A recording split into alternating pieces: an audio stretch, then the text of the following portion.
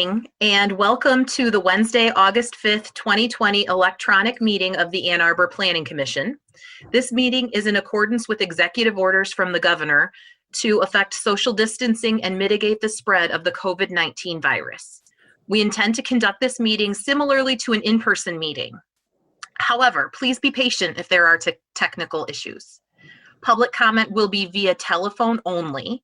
To speak during any of the public comment opportunities, please call 877-853-5247 and enter meeting ID 977-1150-1143. This information is also available on the published agenda, in the public notices section of the city website, and on the broadcast of this meeting on CTN channel 16, AT&T channel 99, and online at www.a2gov.org/watchctn. You can select the government channel. Item 2 on the agenda is the roll call. That's me. Commissioner Woods. Commissioner Briggs. Commissioner Mills. Here. Commissioner Milstein. Here. Commissioner Gibrandal. Here. Commissioner Ackerman. Here. Commissioner Sauvé. Here. Commissioner Abrams. Here. Commissioner Hammerschmidt. Here. We have a quorum. Very good. Do we have any introductions this evening, Mr. Leonard? We do not. All right, so we're on to agenda item 4, which is approval of the agenda. Can I have a motion to approve the agenda? Alex, moved by Alex and seconded by Ellie. I want to just note that, wait, what's next? Do we vote on moving the agenda? I just want to point out that there was an updated agenda that came out this evening that removes the minutes. We just had some technical difficulty with today, this week, getting those done. So we just pulled that in the agenda. You'll see that at the next meeting. Got it. Any other discussion on the motion to move the agenda as amended earlier today? All right, all in favor of the motion, please say aye. Aye. Aye. Any opposed? Doesn't look like anybody. So the motion carries. See, item 5 is typically minutes of previous meeting, but that's what was taken out. So we'll look at those next time around. Let's see. Item 6 is reports from city administration, city council, planning manager, planning commission officers and committees, and written communications. So we'll start with Council Ackerman. Do you have any report? Yes, I do. So ordinarily I would use this time to share an update from City Council's meeting the night before. Because of the primary yesterday, our City Council meeting will occur tomorrow, Thursday, August 6th. So instead I'll take a moment just to share the results of Tuesday's election, yesterday's election. With nearly 33,000 Ann Arbor residents participating in our City Council election, we had our largest ever record-setting turnout in such an election. This vote resulted in quite a bit of shakeup and will result in quite a bit of turnover on the City Council body. Winning in the first ward was Lisa Dish, the second ward, Lynn Song, the third ward, Travis Regina, who will be filling my City Council seat with my retirement in November. In the fourth ward, Jen Eyre, and the fifth ward, our very own Erica Briggs, who has earned her night off tonight. These members of City Council, I should say, they've won the Democratic primary, each of whom they'll be unopposed in the general election. So it is almost statistically certain that they will be our next City Council representatives. Presuming they win the general election, they will then take office November 16th, being sworn in that night's City Council meeting. If Commissioner Briggs wishes to, it would be my assumption that she would take my seat here on the Planning Commission. I think this would provide a really important continuity of service and an extension of institutional knowledge that I think would be really beneficial to the body. And then her seat would then become open for a member of the public. to join this body.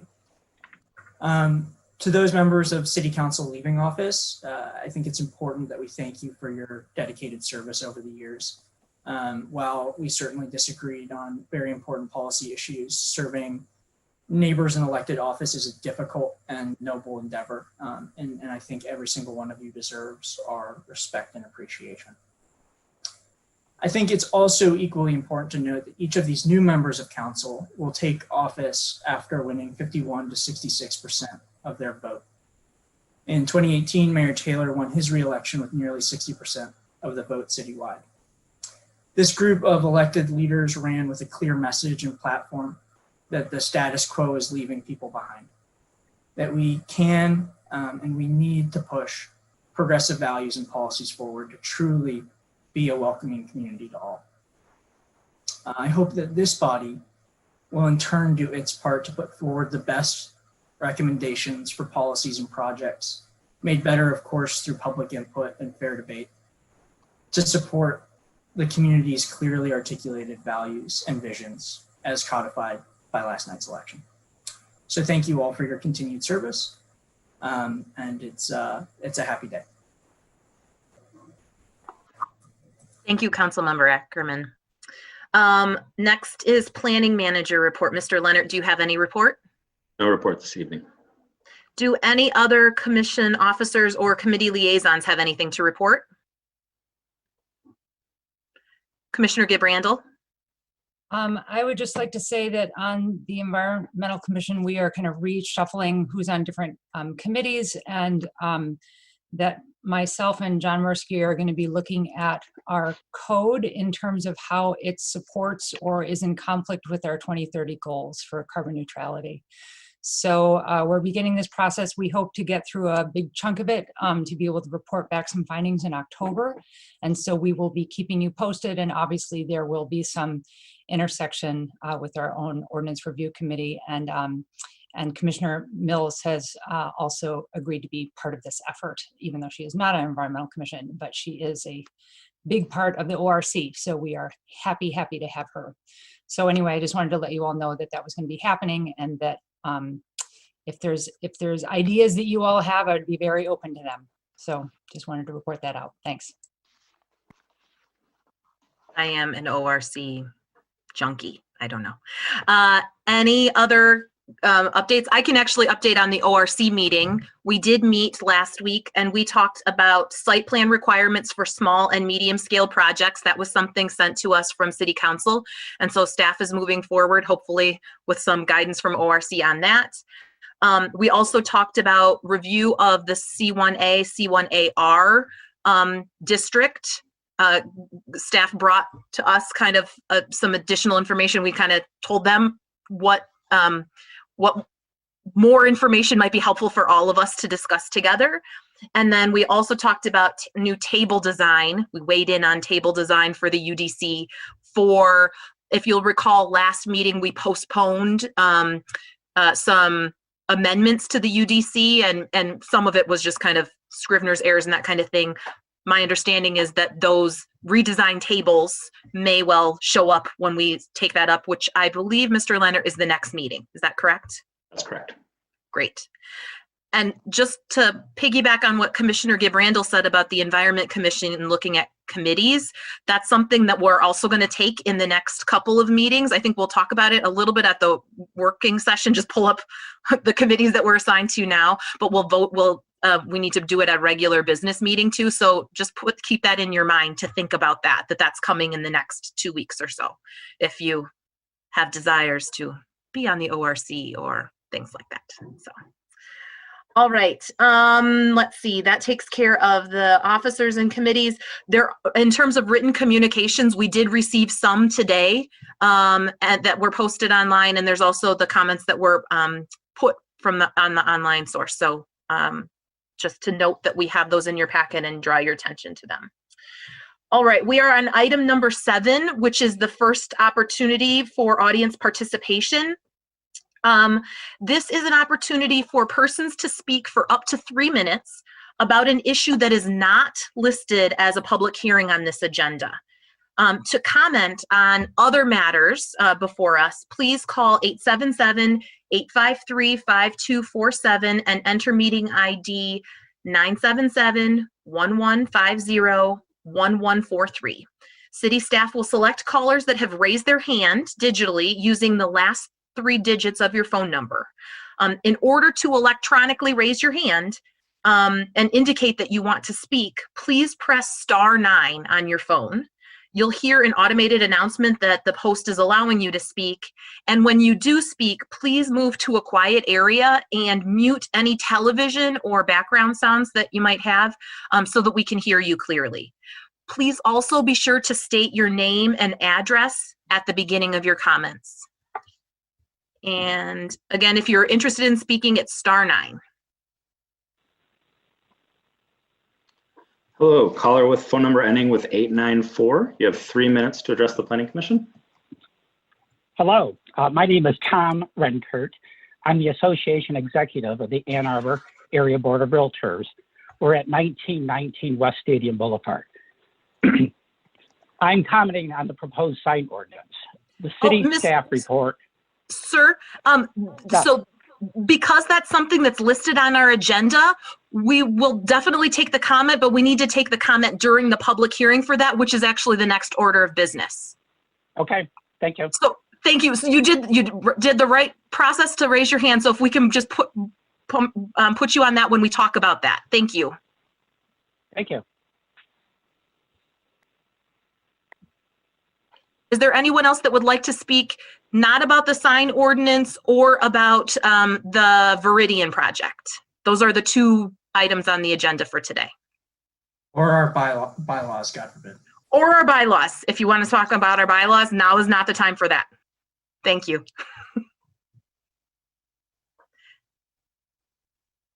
Not seeing anybody else.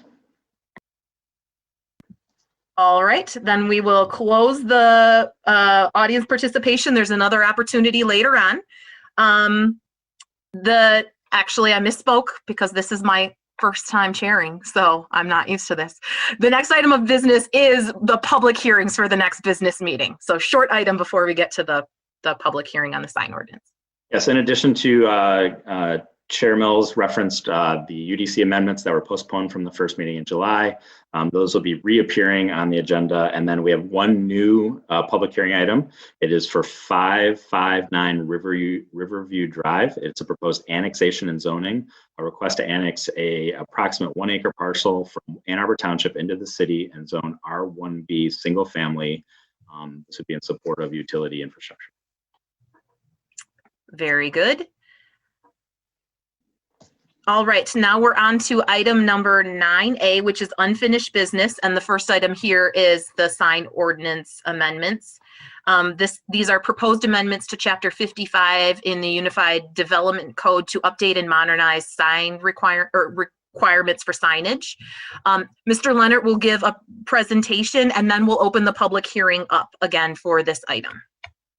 Great, thank you very much. So we have been obviously working at these proposed amendments for a while, with good reason. It's a complex issue. One of the important reasons that there are numerous goals in us trying to look at these amendments. One is just to provide some modernization of our sign ordinance in the sort of context of our current environment and sign industry to that matter, as well as respond to case law that has evolved since the original drafting and enaction of our sign ordinance in its current state. So at the last discussion, we had addressed many of the sort of outstanding issues, and I'm not going to rehash those at this point. They're reflected in the proposed ordinance that was presented, but there was a couple of outstanding issues that were of particular discussion and unresolved, which brings us to this reconsideration of the proposed ordinances. One is the specific to the timing and duration of signage when a property is for sale or lease. The proposed area allowed for temporary signage, particularly in residential areas, and then the sort of merits of inclusion of what we have in the current draft as an unlimited temporary sign, an unlimited non-commercial temporary sign. And so the draft that we've presented to you, I'd like to just sort of put together our thoughts on what you're seeing in the draft. And then in the staff report, we have included a couple of alternatives if the Planning Commission disagrees with staff, if you would like to go in a different direction. What we've tried to do our best here is to lay out a few options in response to those scenarios. So first up is the time or duration of signage when a property is for lease or for sale. As a body, we've sort of gone in multiple directions on this. I think we had originally included some specific exemption language that would provide that a temporary sign can exceed the maximum limitation of duration, which is currently 65 days with a 30-day break from as it relates to perpetual display. And so what staff is proposing is to reinstitute language that has been removed in our previous draft that would provide an exemption from that 65 duration for as long as that property is for lease or for sale. So that would, in those circumstances, it would provide a longer duration of signage to occur on that property. To be clear, it doesn't stipulate that it has to be a real estate sign, but so long as that property was for sale or for lease, it would provide an exception from that limited duration of time. Previously, in the most recent iteration of our draft, we had accommodated that by saying, no, you could have a continuous display of a for sale or a sign during a for sale or lease period. However, it would have to fluctuate between the standard temporary sign and an unlimited sign, which is much smaller in size. And so while that would provide some perpetual display, it would require potentially physical adjustment of that sign to meet the requirements of that ordinance. And so our staff's proposal is to restore the original language that essentially provides that, again, the duration exception for when a property is for lease or for sale, that it doesn't provide any additional area. However, it does provide additional duration and time for the display of such signage.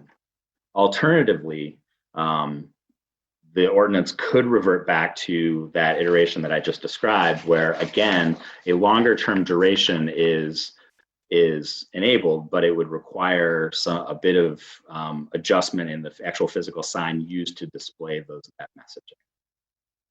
So that was sort of area one. The second area there was a lot of discussion about was the area of temporary signage available to residential uses. And so in your, I think one of the questions that was discussed was whether or not 12 square foot maximum would be an appropriate size for that signage. Staff's assertion is that it is.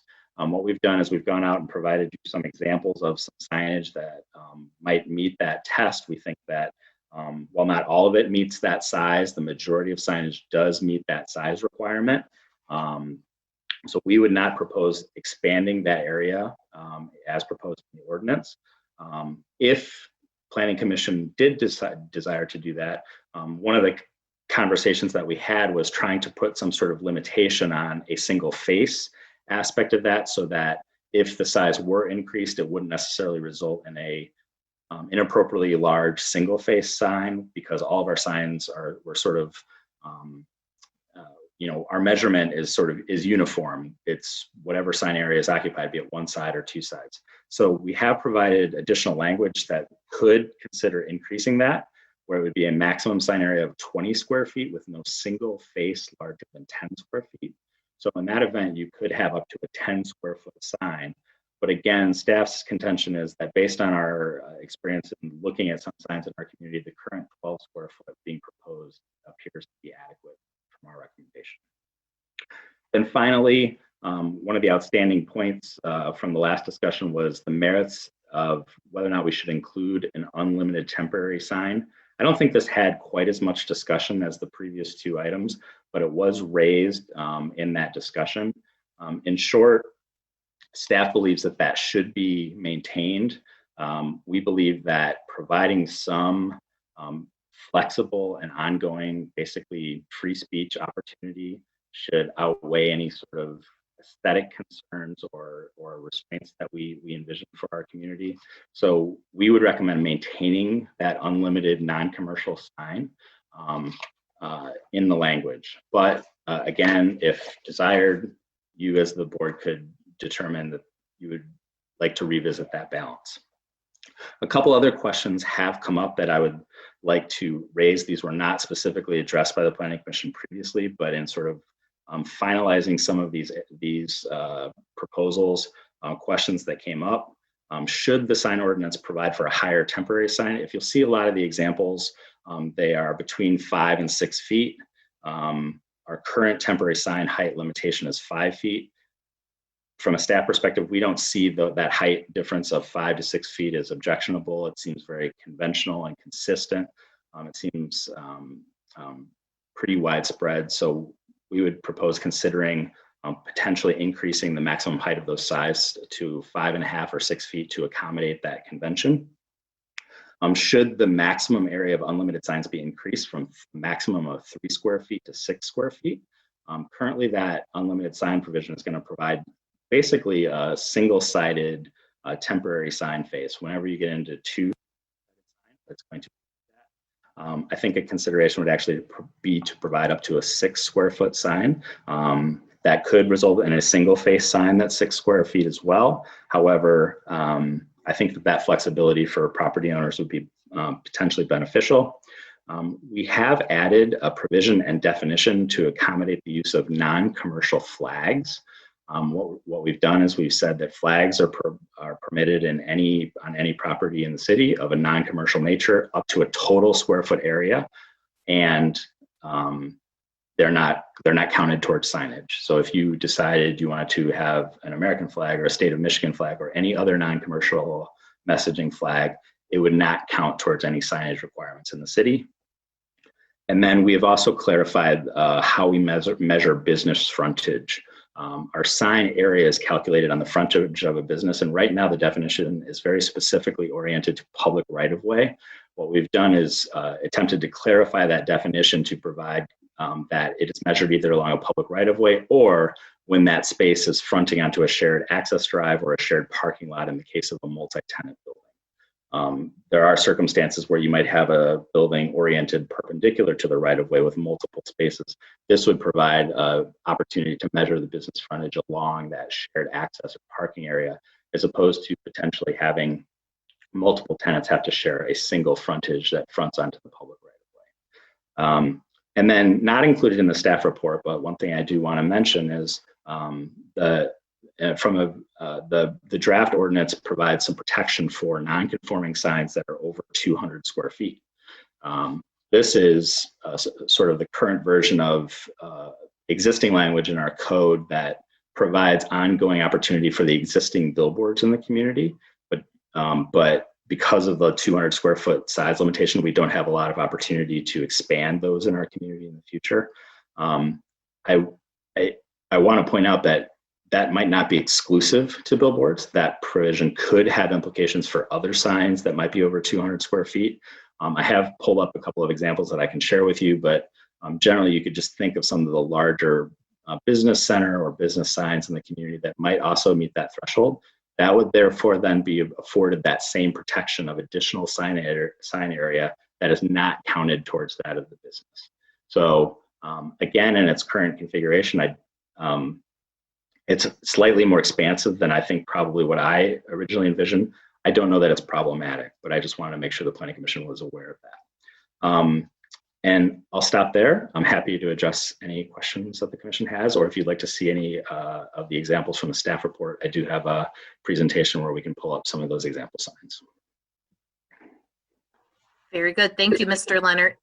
Now we'll open an opportunity now we'll open the public hearing for this. Oh, sorry. I don't know why I'm hearing feedback. This is an opportunity to speak for up to 3 minutes about the proposed sign ordinance amendments to Chapter 55 of the Unified Development Code. Public comment may be made by calling 1-877-853-5247 and then entering meeting ID number 977-1150-11. 1143. City staff will select callers that have raised their hand one by one using the last 3 digits of your phone number. In order to electronically raise your hand after dialing into the meeting, you press *9 on your phone. You'll hear an automated announcement that you're allowed to speak, and when you speak, please do move to a quiet area and mute any television or background sounds. And please also state your name and address at the beginning of your comments. All right, sir. Hello once again. Yes, you have 3 minutes to address the Planning Commission. Okay, my name is Tom Renkert. I'm the Association Executive for the Ann Arbor Area Board of Realtors. We're located at 1919 West Stadium. I'm commenting primarily on the city staff report for the proposed sign ordinance that was published on the Commission's website. The city staff report suggests to strike the proposed language that allows signs of properties advertised for sale or lease to remain in place 65 days, unless the sign is classified as an unlimited sign with a commercial message in a size of no more than 3 or possibly 6 feet if you choose to expand that. One thing would like you to be aware of, that as of yesterday, there were 285 homes listed for sale in the multiple listing service within the city limits of Ann Arbor. 116 of those 285 homes that are currently listed for sale have a days on market greater than 65 days. So roughly 41% of the properties on the market today, when properties are selling fairly fast, are already beyond the 65-day maximum cap that's being considered. Striking the language and requiring a significant reduction in the size of the sign for properties advertised for sale beyond 65 days will unfairly treat homeowners in certain areas at certain price points, or simply homes that are more difficult to sell. We're concerned that this, may very well, have some fair housing concerns.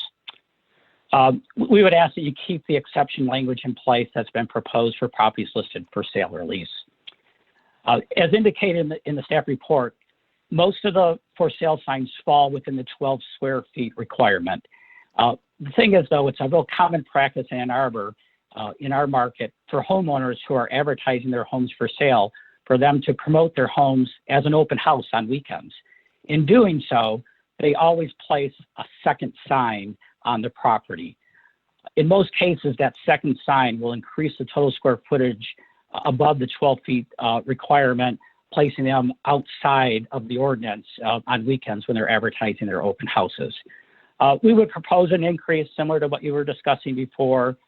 We were suggesting, at least 16 square feet as a maximum, with some type of a single face of either 10, 12 feet, something like that. So it does sound like you're thinking along those same lines, so that might potentially accommodate that. Additionally, 30 more seconds, sir. Discussion about height of signs. 5 of the 8 examples in the staff report are above 5 feet with a maximum of 6 feet. We would respectfully ask that the maximum height be established at no more than 6 feet. This is a long anticipated standard in the marketplace. Again, thank you for your consideration. If you would like to ask me any questions, please give me a call at 734-822-2265. Thank you. Thank you very much. Is there anyone else on the line who would like to make a comment during the public hearing? If so, you can press *9. I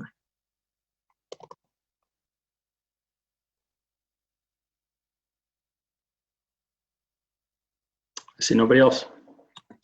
All right. So we will close the public hearing for this. I'm going to read the motion and then ask for, read the proposed motion and then ask for a commissioner to move the motion. So the proposed motion reads, the Ann Arbor City Planning Commission hereby recommends that the mayor and city council approve the amendments to Chapter 55 Unified Development Code, Section 5.24 and related references. That motion is moved by Commissioner Wood, seconded by Commissioner Sauvé. We're open for discussion. Mr. Leonard. I just want to clarify to the speaker's point, our staff's recommendation is not to strike that language, is to retain that language, to provide that duration exception. So I just want to clarify that the staff report language that indicates that striking would be if the commission were interested in reverting back to that requirement of shifting between up to a 12 square foot temporary sign down to a 3 square foot unlimited sign, you would need to strike that language out of the draft that's been presented. You've already made those changes. That's good Yep. clarification, because that's one of the things that I was confused about as well. Commissioner Sauvé. Thank you for putting all this back together and like the full update. I really appreciate it. I guess I just want to clarify in terms of the court decisions about sale and lease, and if because it's not actually saying something about language, it's saying something about use. Would that be an interpretation? Yeah, I don't, and I have to be honest, I can't sit here and tell you the exact nuances of retaining this provision in the context of the Supreme Court decision. As a reminder for everybody, the Supreme Court decision, to greatly oversimplify, is that a sign ordinance that requires you to sort of read the content is inappropriate. And so I think that's the distinction here, is that we are not saying that real estate signs have the potential to be exhibited during a longer period of time when a property is for sale or lease, but rather a sign is able to be displayed during that circumstance. And so staff believes that is consistent with that. I think that if there was a question, it's probably the availability of that signage to that property given that use status versus a similarly situated property that doesn't have that use status. But at the same token, I think that there is just sort of and again, I can't say legal, but a sort of experiential reference point that signage is utilized very commonly when properties are for sale or for lease. So the short is that I think it is consistent with case law, to my knowledge, by being clear that we're just providing a longer duration of signage when your property is for sale or lease. We're not saying it has to be a for sale or lease sign, but that condition is going to grant you more time. Got it. That's helpful. Thank you. I mean, I'll just kind of put it out there for the other commissioners too. I'm comfortable with the 6 feet and the sizes kind of as proposed. So I think there's, small changes that we're not going to see a significant kind of impact in the visuals as what we're trying to look at here in part. So I'm supportive of, where staff has really brought this over the past year. So thank you. Commissioner Woods, followed by Commissioner Milstein. Mr. Leonard, thank you for including the pictures this time. I think that's very helpful. And there's just one place where I'm trying. Oh, courtesy of Mr. Chang. Oh, okay. There's one place where, and it may be that I'm looking at the pictures on my iPhone while I'm talking on my laptop. But anyway, I'm just trying to get a sense. I think it's the last set of, or the second to the last set of pictures down there. One is a picture of a sign by Mr. McGee, who was running for sheriff. So what was that an example of? Was that an example of a large sign that was going to meet that 6 foot limit, or what is that for? No. So that would not meet the temporary sign requirements. I was, and to be clear, well, not to be fuzzy, many of these signs could be categorized as multiple signs. The intention here was just to provide what staff believes are the types of signs that might justify the city's desire to keep an unlimited sign duration. So, but a Black Lives Matter sign could be a unlimited sign under the designated sign area. It could also potentially be a 12 square foot temporary sign that is subject to the 65-day duration and has to be removed for 30 days. So the intention was just to provide maybe some examples, perhaps in sort of support of staff's perspective, that we think it's worthwhile to carve out something in our code to accommodate these kind of expressions. Okay. And if someone had an objection to a sign, that would, staff's not going out looking for signs, right? No, Okay, no. it's all going to, And I think not at that's, this point, huh? yeah, and that's a fair critique. One of the things that we've previously indicated is, for example, these types of signs are not going to require a permit. So we will not have something on file that says this sign went up on August 5th and therefore it must come down. If a complaint comes up, we're going to investigate it. That might result in us documenting as early as we can as to when that sign was established and then measuring 65 days. But you're right. We are not actively out on a routine basis resourcing people looking at inventorying signs on a regular basis so that we could, quote unquote, catch one or ensure compliance. Right. So it would be on a complaint basis. It would be imperfect, but at least it is putting some size and duration times that at least gives us something to measure whenever we get to that. Mhm. And that includes real estate signs as well, right? Yep. Okay. Under this provision, however, as the ordinance is presented to you, that would be an exception where it's not subject to that 65 days. So as long as that property is for sale or for lease, you could maintain that. And again, it wouldn't require a permit. Okay, good. Because I think so many of the ordinances that we have, sometimes we would just want people to understand that we're not saying go out and tell on your neighbor, but it's all about being good neighbors. And I mean, if you think somebody's had a sign up forever, you could always go say, hey, looks like this is still for sale, right? And they might say, oh no, I sold it last month. Sign still there?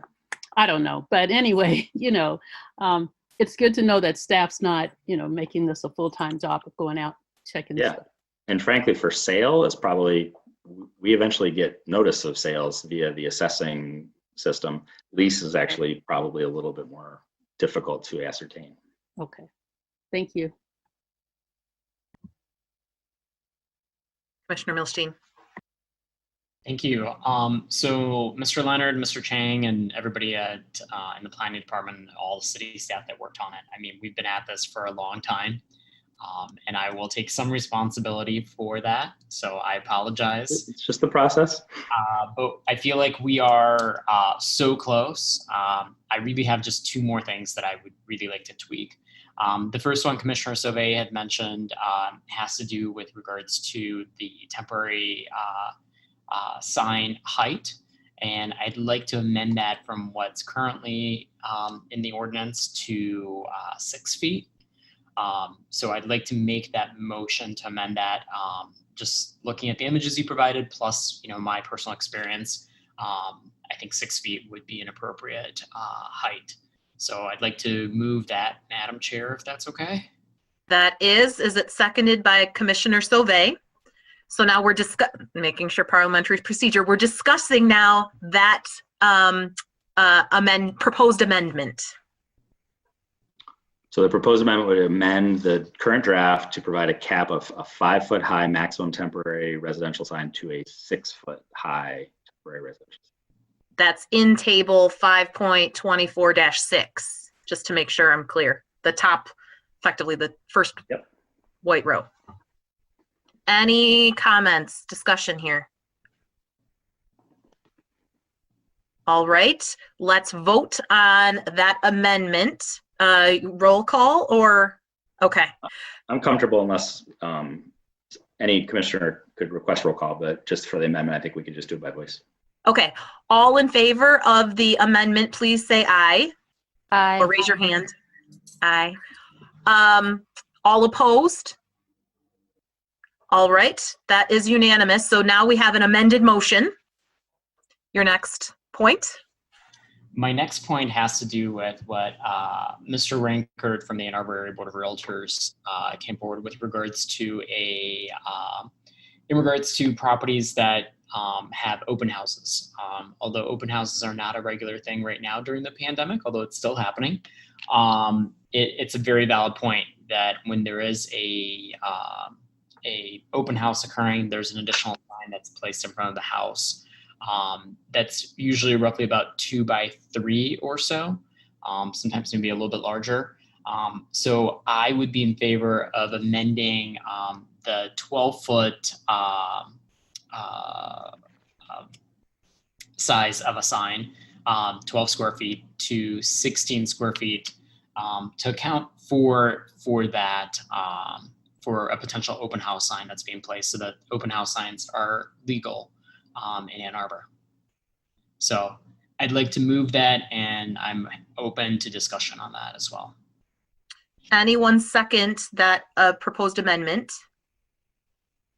Seconded by Commissioner Abrams. Now we're in discussion about the amendment to change that. Commissioner Abrams and then Commissioner Gibrandel. I thought the 12 square foot limitation was per sign. So Commissioner Milstein, are you saying that the open house signs would be larger? One single sign would be larger than 12 square feet? Or is the 12, yeah, the 12 is not total, right? Or- My understanding was 12 was total. Mr. Leonard, is that? So if I look at the table, it says per sign, maximum sign area per sign. If you look into the, if you look to the left, though, it does create a maximum of 12 square feet as well. Per lot. Per lot. Got it. Then I would be in favor of the amendment. Yeah, makes sense. But, so we would be amending the maximum per lot, but not the maximum per sign. I would be totally fine with that. Yeah. And that still then, it then would allow for this gap, like your maximum per lot and maximum per sign are not the same. So it's still a limitation on how big any one sign can be. Commissioner Gibrandel, did you have something to add? Yeah. No, that was my question too, because I'm not in favor of just having more sign area. I don't want a ginormous sign, that is allowed through that. So if there's some way to be able to distinguish that it kind of has to be two somehow, or that we have a separate provision that talks about open house signs can be up for 24 hours and it has a dimension to it, can't do that because it's content related. Yeah, Yeah, you could yeah, allow, you could say any sign you want could be up for up to 24 hours. Got it. Yeah. I just want to make sure that whatever we're doing, we're not kind of creating a loophole that allows you to have a really big sign because it accommodates both those. So as long as our amendment makes it so that you still can't just have one ginormous sign under the, that would be my concern, is that there would be some wiggle room in there to be able to make one bigger sign with that. Yeah, I think as proposed, it would provide a total increase in sign area of an additional 4 square feet, but it would not increase the maximum size of a single size sign beyond 12 square feet. So in order to get to that max, you would essentially have to combine a 12 square foot sign and a 4 square foot sign. Okay, alrighty, then I'll be in support of that. Just to be clear, that's based on the motion and the discussion. That's how I'm interpreting it. It's just amending the per lot maximum area up to 16 square feet instead of 12 square feet. Based on the math that Commissioner Milstein gave, I don't know that that's enough though. If a open house sign is 3 by 2, that's 6 square feet. Is that one side of it, Alex, or is that double-sided? That's one side of it. I'm just 4 square feet. Like we've seen in the pictures that they're not all the full 12 square feet to start with. So I think like if you start with a 10 square foot sign, which seems to be reasonable, like the kind of hanging signs that I see without though the tops or bottoms thing on them, then 10 square feet seems reasonable. I think in the staff report, what I read was perhaps we increase the total area, not per sign, but per lot to 20, which I think it's closer. What I don't want to do is like, we're trying to do this to allow for open house signs. And then if we don't actually have the right math and then not allow for it anyway. I was trying to be kind. I think I asked for too much. I'm totally good with anything more than 16. I think definitely helps the real estate community. I don't think that again, like there's different signs to accommodate for this. In my mind, the staff report suggests that one of the options might be 20, which would be the same size as the two, Reinhardt kind of hanging signs without the adder, whatever you call them on the bottom, on the top or on the top. So I don't know how. Friendly, that would be a friendly amendment for me. Okay, that's a friendly amendment for you. Ellie seconded it, so does it have to be friendly for her? And it's friendly? Okay, so now I guess what we're discussing is total area of signage for the temporary signs to be 20 square feet, keeping in mind that any one sign can only be 12 feet, and we're still counting, to be clear, Mr. Leonard, if it's a double-sided sign, and you have a message on both sides, it's only 6 square feet then effectively, because you count both signs for the one sign that's double-sided is, you count both as, it's considered as one sign. It's a 12 square foot sign that is 6 foot in overall dimension, but 12 square feet of sign area. Okay. Which in my mind seems reasonable. Mhm. Commissioner Sauvé. And we're applying this to lot area for single family, 2-family, multifamily up to 6 units, and multifamily of 7 units and more, correct? All of those categories? I guess it's like split into 2, right? To both of those columns as well. Okay. I just want to verify that, like, that it's not one or the other, that those go from 12 to 20. I support it. I also see the benefit when we talk about multifamily that they're not sharing the maximum 12 square feet, and it does split it up for signs so that when you have multifamily, multiple households can get a part of a sign there as well. So there, beyond real estate, there does also give more area and distributed signage for more ways to present your values and signs. So I think it's good. Any other discussion about the proposed amendment? Can I just make sure that I'm clear on our intention here? The amended, the proposed amendment would increase the maximum sign area for all residential, just for freestanding signs, from a maximum of 12 square feet to a maximum of 20 square feet, and would not change the single per sign size of 12 square feet in either circumstance. Right, which that's my understanding, and my reading of the table would mean then it would change the number in 2 places. Yep. Okay, I just want to make sure.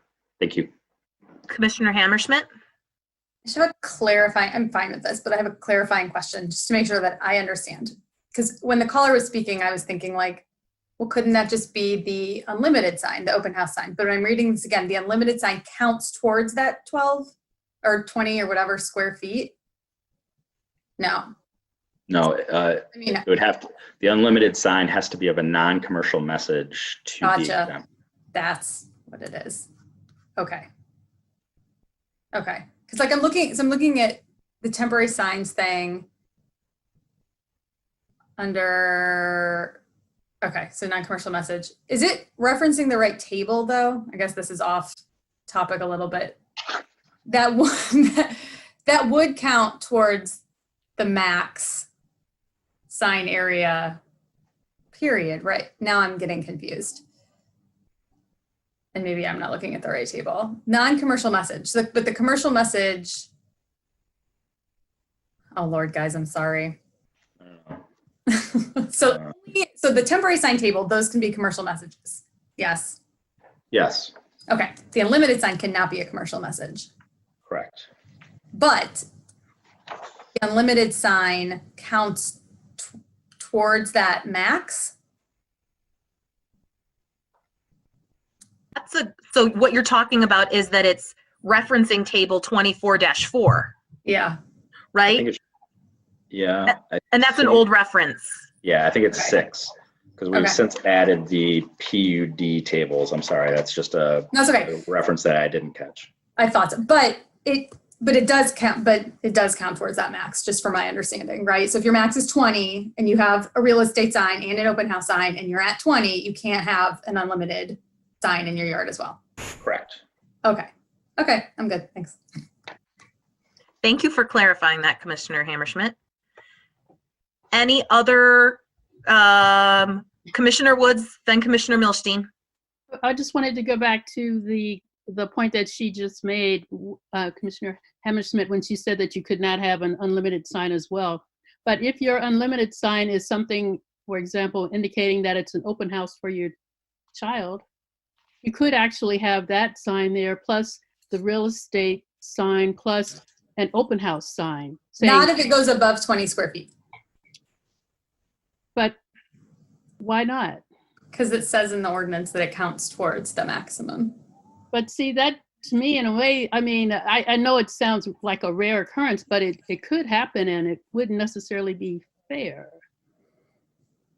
Okay, so I've got a real estate sign on a Sunday afternoon, and I have that hanging sign or something saying, you know, open house or something. And let's say that those two things together bring me up to the 20, but it's also my daughter's open house from high school, and we stick out that sign to let people know this is where you should come. And so I'd be in violation?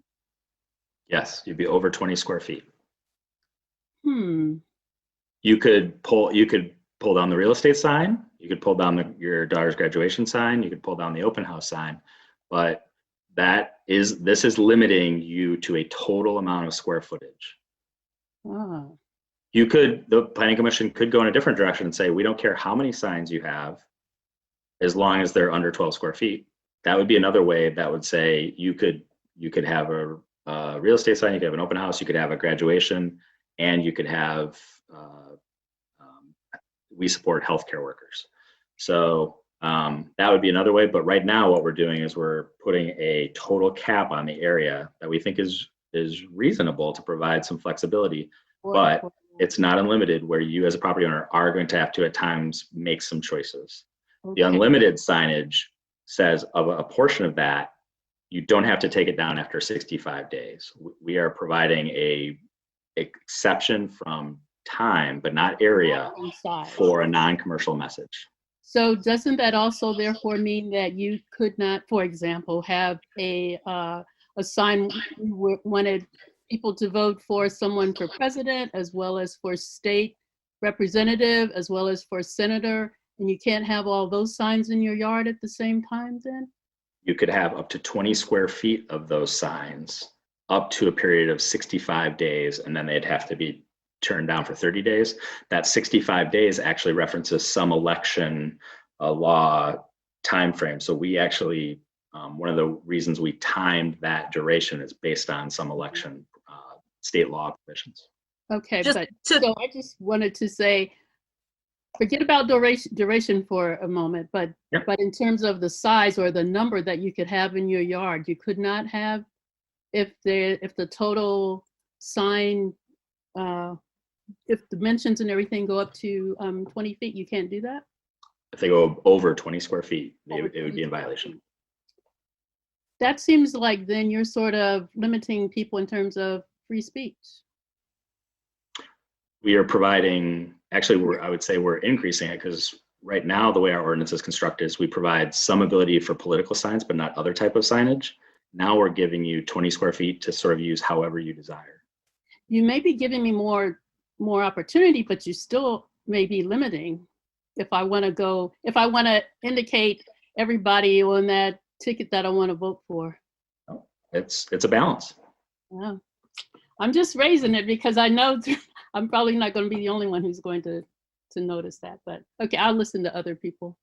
Alex, I have you, but I want to get a clarification here, because what I actually heard in that, or that it brought up, and I want to make sure I'm reading the table right, is that we're now increasing, actually, what we're discussing right now is increasing the total square footage that Commissioner Woods can have political signs on. But so there's more than what was in the draft. Even so, what the table still shows is that she's limited. She can only have 4 signs. And it could be 4 political signs, it could be 2 political signs and 2 for sale signs, you know, the sale sign and the open house sign. But I just want to make sure that we know that there are still limitations on the overall number of issue signs or any kind of signs, right? So that's kind of modifying what you were just saying, Mr. Leonard. Yeah. There are limitations that there's not just the square footage limitation, but there's also the sheer number. Yep, that's true. Which may raise more red flags for you, Commissioner Woods, but I think that what we're discussing is what the overall square footage number should be. We might want to discuss what the maximum number of signs should be. Commissioner Milstein. Mr. Leonard, can you help me do some math here quickly? So let's assume, so thank you, by the way, I'm happy with the 20-foot maximum, but let's assume I have a 65-foot lot. Okay. What would be my maximum sign allowed for a 65-foot lot? For a 65 lot, you would get lot width of more than 60 feet, maximum of 0.2 square feet per linear foot of lot width. So if it were 65 feet times 0.2, you get 13 square feet. But however, that would ratchet down to a maximum of 12, or in this case, you'd get 13 because we've upped it to 20 potentially. So you get up to 13 square feet, maximum of 12 square foot per sign, maximum of 4 signs. So we need to change that. Yes. Because if you have 60 square foot lot, you get more signage than if you had 61 square foot lot width. So we've put a basic floor. So regardless of the size of your lot, you have some opportunity for signage on your lot. But to me, it sounds like, so from what I'm reading here, it says for lot width more than 60 feet. So if I'm a 65-foot lot, in this category, it'd be 13 feet. Am I reading this incorrectly? Yes, it'd be 13 square feet. Lot width of more than 60 feet, maximum 0.2 square feet per linear foot of lot width up to 48 square feet. Yeah, so you'd get up to 13 square feet. So yeah, if we're increasing the 20 for the 60-foot lots, you got to figure out what you want, how you want that to be adjusted there. So could we say maximum of our, can we just say 0.2 square feet per linear foot?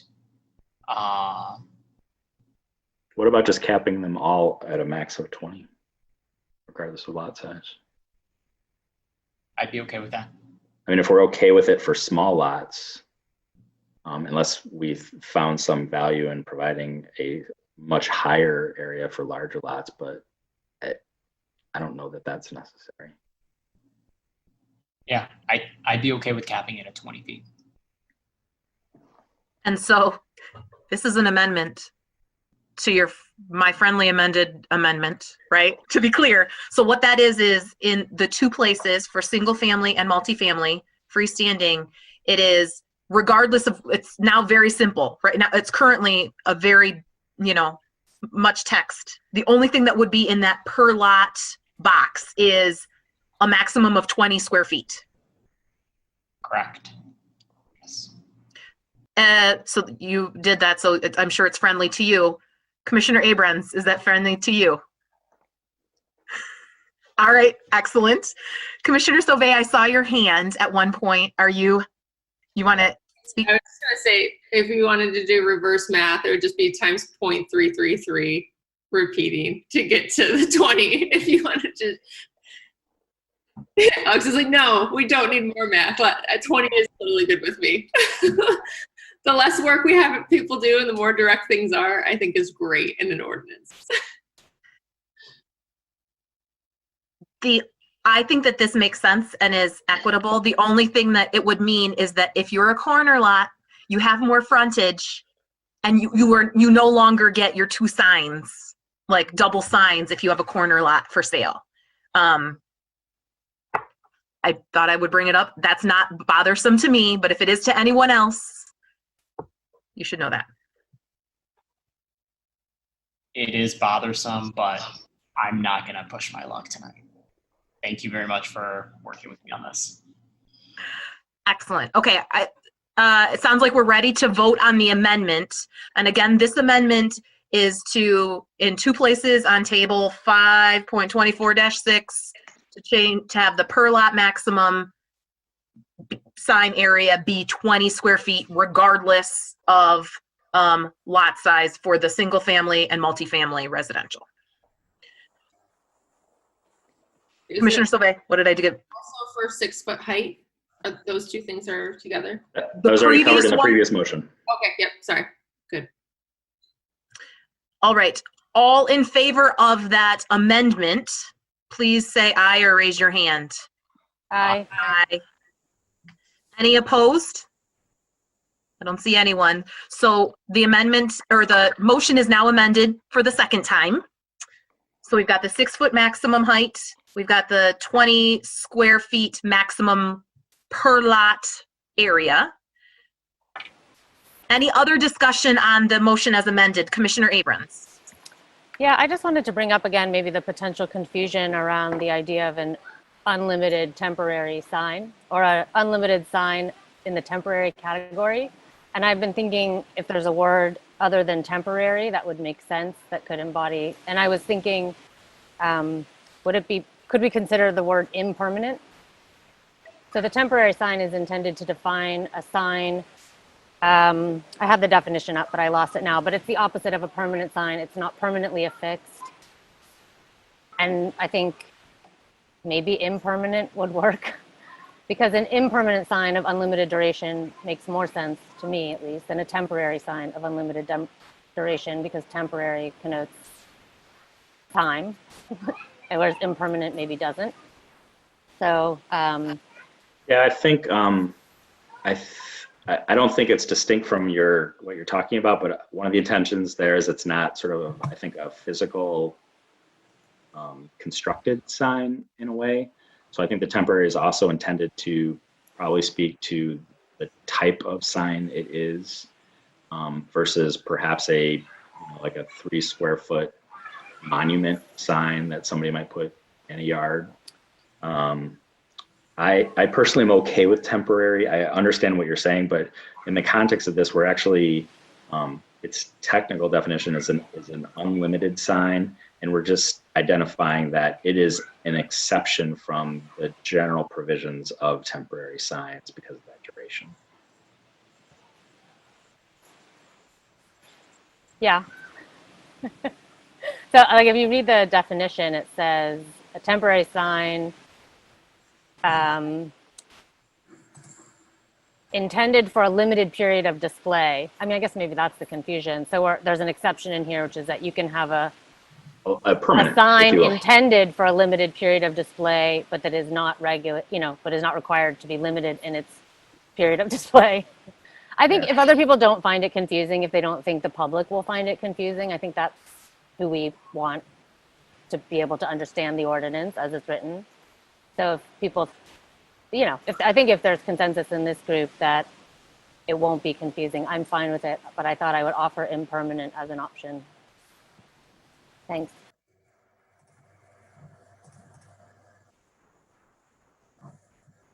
It sounded like that was not in motion to amend, but maybe seeking whether there were others that were of the same mind. Yeah, and I mean, I also, I'll defer to Mr. Leonard's opinion too. I think if he feels that it won't be cumbersome to the interpretation of the ordinance, then, I trust that. No, I would just say I appreciate the feedback. Regardless of trying to come up with an alternative solution, we can, if in the event that this progresses, we can look at that just to make sure it's clear to me, but I think your point is good, to make sure that we're communicating it to the public as clearly as we can. That said, I think there's lots of opportunities for us to do some communication on this ordinance apart from the ordinance itself. And so there's probably lots of avenues that we can help clarify that, but That's not to say that we couldn't look at it, and if there's a more clear way to define it or reference it, that could be something that we present to City Council, for example, after your sort of policy stamp that it's something we want to accommodate.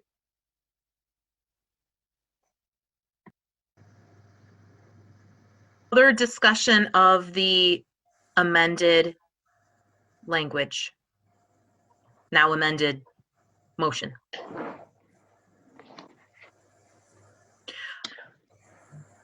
Commissioner Hammerschmidt. Maybe we were going to say the same thing. But first, I'm reading back through this temporary thing. Like, Commissioner, I like, totally get your point, and like the temporary is confusing. But I think like for me, because this unlimited thing is like under the temporary sign section, but it's saying like, but one of these temporary signs can be unlimited. Like, it's maybe less confusing. So I kind of think it's fine. But I wanted to bring back the number of signs, and I also had written down some, basically what Commissioner Woods was saying. I mean, obviously was an election last night, and I've seen many houses with, 6, 7 signs. I'm sure if I went and added them up, they're both double-sided. They're all double-sided, like it's way over 20 square feet. I don't have a proposal. I just think that this is going to be a potential issue.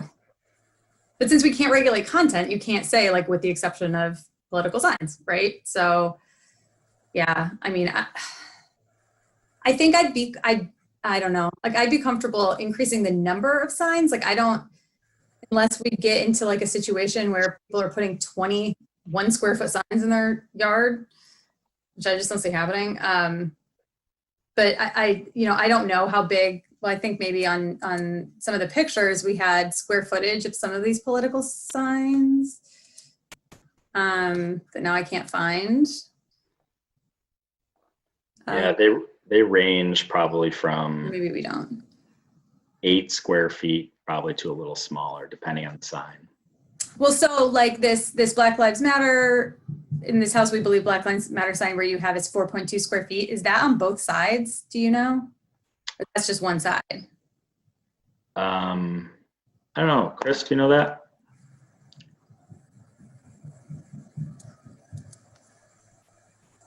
I'm guessing. Yeah. I mean, it looks to me like it's probably about one side. I'd offer up it's one. If the political one is 8.4 two-sided, and that one's 4. Okay. Oh, there, that's right below. Yeah. Yeah, so yeah, I mean, then like under the sign ordinance, you could really only have 2 of these political signs, and I don't know. I just know that a lot of people in my neighborhood would be breaking this ordinance right now. I don't really have a. No, and I get it, but this is the absolute crux of the issue, is that we can no longer, our current ordinance. Right. Our current ordinance evolved out of just those sort of things that, well, for political signs, this is acceptable. For commercial signs, this is acceptable. For other types of, for real estate signs, this is acceptable. No, we don't have that. Yeah. We don't have that ability anymore. So we can go as big and as accommodating as we want. We could go as kind of restrictive and constrained as we want. The important thing is that we're treating everything equally. Yeah. I mean, I think this is the tension, right? Like, we don't want to say like, okay, so like on average, if somebody wants to have like 3 political signs in their yard, then that could potentially go up to like 30 square feet. I mean, I don't know. But I think that is the tension that we have to decide, like size versus. That's why you get the big bucks. Right. And so you get the big bucks. Okay, I'm going to stop talking and see if anybody else wants to weigh in. Could you remind us, what might be helpful is currently, is it a free-for-all regarding political signs? Oh, that might help it put it in context. So currently,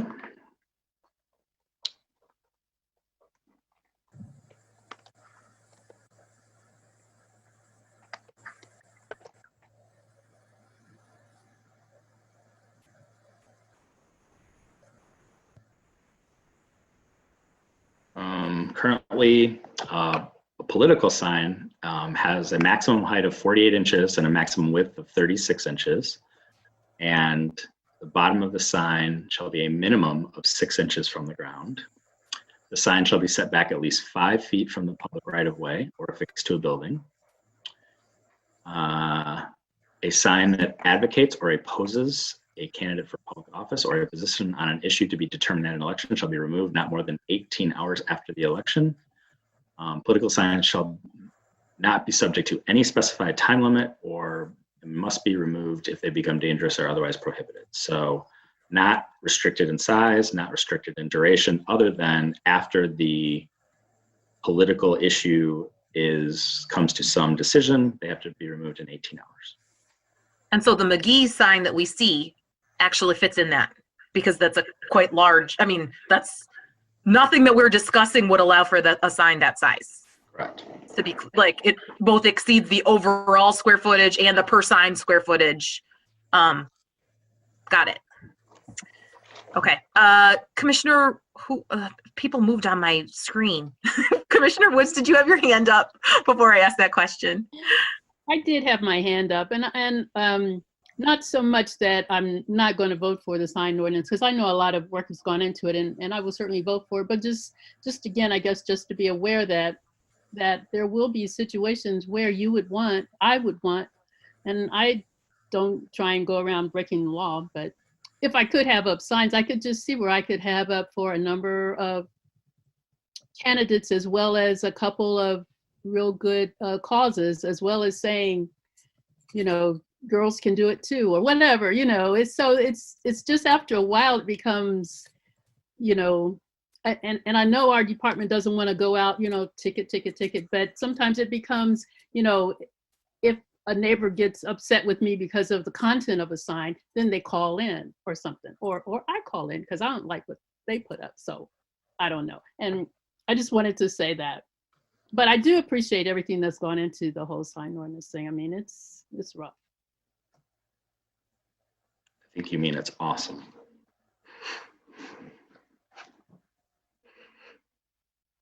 Just doing the math myself, I think I would, with this idea, I think I would move to make one amendment, which is changing the total number of signs from 4 to 5, because I feel like that the idea that a single-sided sign tends to be about 4 square feet, we're now allowing 20, at least then that number, that's not a limitation. And actually I think I might move to have 5, but if there's somebody who wants to argue that it should be more, I would be okay with that. I feel like we're regulating by sign area.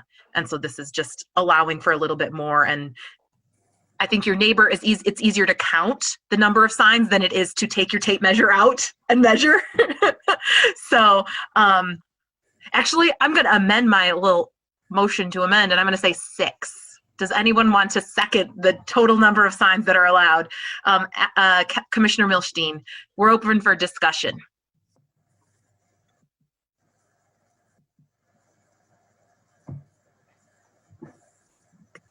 Commissioner Abrams, that was not a thumbs up. That was a hand. That was like a tentative hand, and then I took it away, but I'll speak. So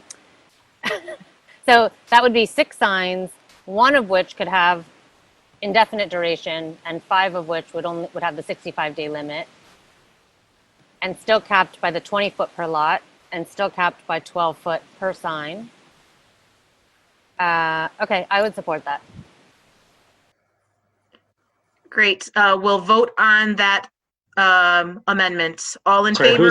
who seconded that? I think I said Commissioner Milstein. Okay, thank you. All in favor, say aye or raise a hand. Aye. Aye. Anyone opposed? Okay, so now we've got a motion that had 3 amendments on it. It's back on the table for discussion. I will just close by saying thank you for all of this work. I think that the changes that you made in terms of going out to the community, we don't want to put a whole bunch of things automatically make them non-conforming. I don't think that's the intention here. The intention is to come up to speed with, to make sure that we're complying with the law as written. So I really appreciate all the work into this. And the pictures, again, Mr. Chang, thank you so much. That was really helpful in grounding our discussion. It's difficult to imagine what 4 square feet is, or, understand the different real estate signs. So thank you very much. Any other comments? Commissioner Hammerschmidt. I just want to say one last thing, sort of emphasize a point that's already been said, and also echo this was so much work. Like I probably still don't understand like 50% of this ordinance. But what Commissioner Milstein brought up about the lot size, I think it's so important that we have just capped everybody at 20 square feet total. I mean, I understand like the corner lot real estate issue, but I mean, it's completely inequitable for somebody with a larger lot size to be able to have more signs or bigger signs. So I think that making it equitable across the board for any lot is a great thing to do.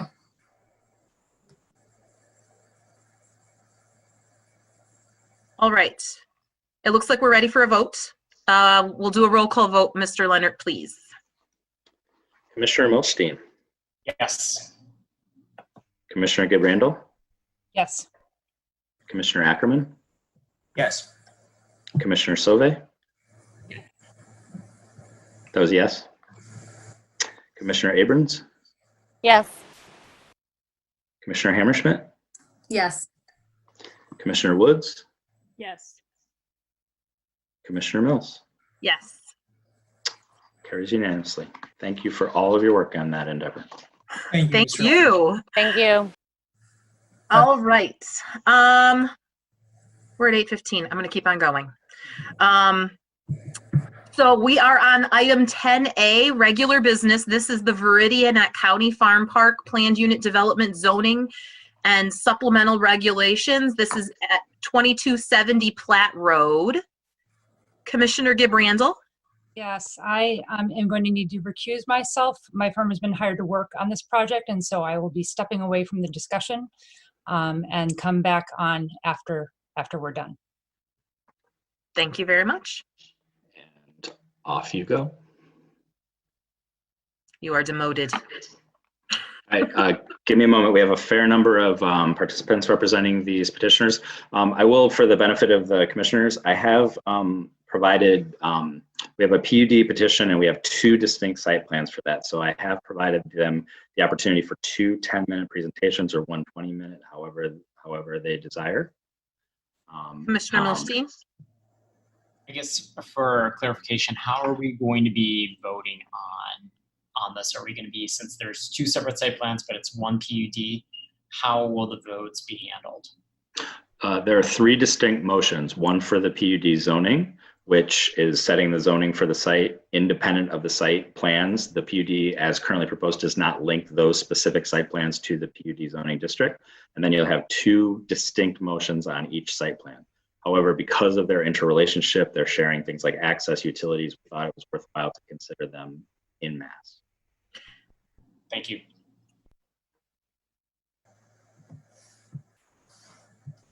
And now you're going to be joined by lots of people. What I would add on to that is that I think hearing the presentations is all together. If they're, as you know, after the public hearing and we read the motions, if we want to take, if it makes sense to separate them out, I'm happy to do that as well.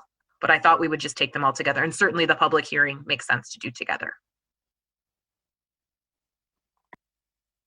And are there 6 of us on this evening?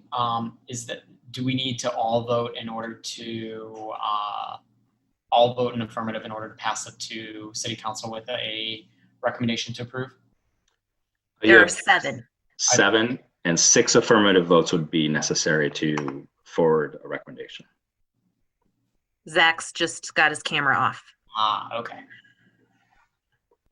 I had to do like count up.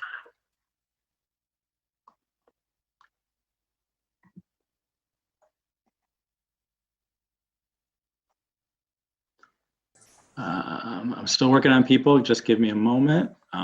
Alexis, I'm going to make a co-host. She'll be running the presentation.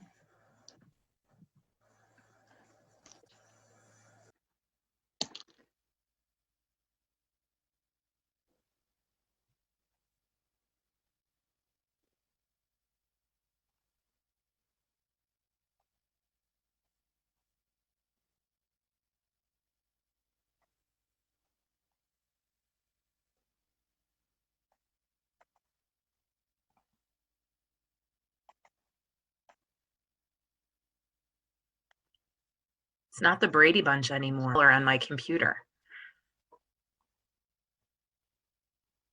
Well, Alexis, you've been working on some transformative stuff in town. I single-handedly trying to take over the town. You're getting there. If this is what rule under you as a benevolent queen looks like, that might be okay. I would just ask quickly of the petitioners, is there somebody that you were anticipating that you don't see present?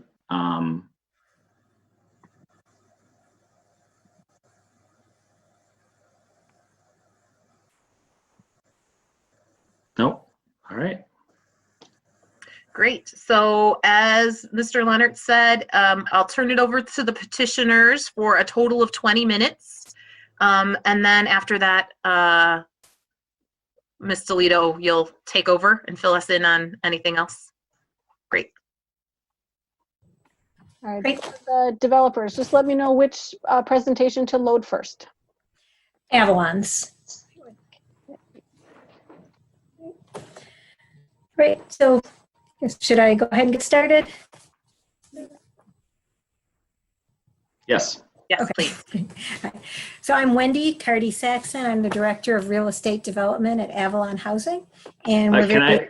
Yes. I'm please. sorry. Are you guys doing two separate presentations, or you just want me to run a 20-minute clock? Run a 20-minute clock. We'll roll from one right into the other. All right. Thank you. Sorry about that. Yep. No, that's all right. That's all right. And just really excited to be here with our Viridian County Farm proposal for our joint PUD covering both the Avalon and the Thrive sites, and with our distinct site plans also. And the picture up is a rendering that was done a while back showing the overall site. Certain buildings and such have, shifted and moved around a bit, but I think it still gives a decent sort of general feel for the overall neighborhood.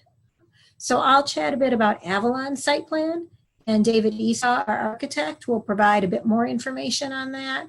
And we also have our engineers and landscape architects here to answer any questions that you may have, later on. After David and I talk, we'll hand it over to Thrive, and they can discuss their site plan, as well as touch on the PUD and its public benefits. But since I'm here, I want to at least mention what we feel is a really key public benefit of the PUD, the expansion of the supply of affordable housing. I mean, we're really excited to bring 50 new units of affordable housing to the community with this development.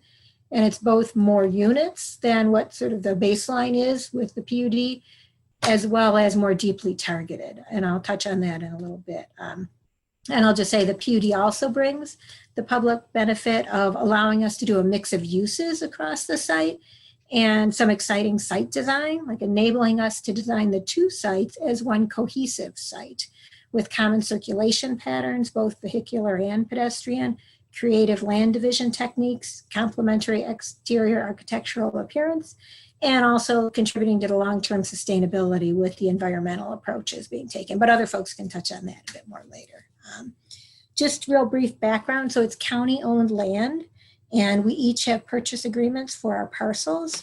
And as far as Avalon goes, I'll just say securing land has always been a key challenge to our ability to develop. So it's really been fantastic to be working with the county, having a committed seller on this property, which is just a huge thing for us. And then if you want to go to the next slide,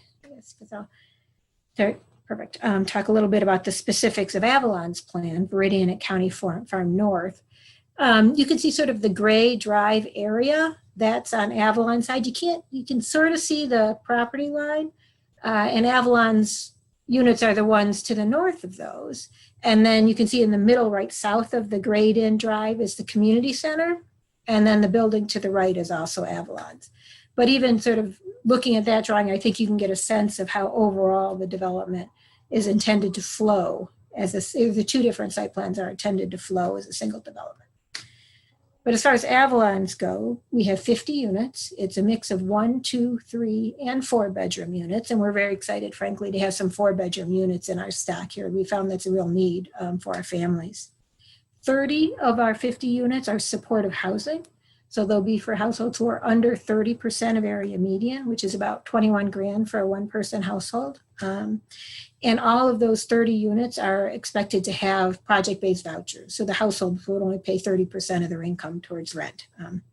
10 of those supportive housing units are further targeted to ozone house. So youth experiencing homelessness would have a home here. The remaining 20 of the 50 units are standard affordable housing just below 60% of area median.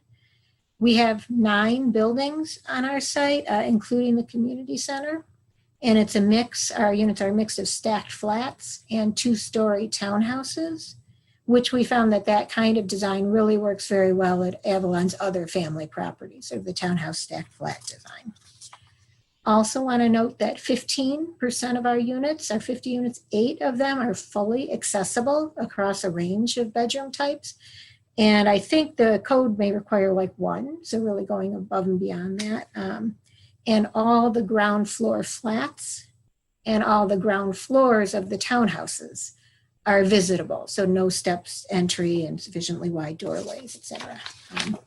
But now I will turn it over to David Esau, Cornerstone Design Architect, to chat a little bit more about our site plan.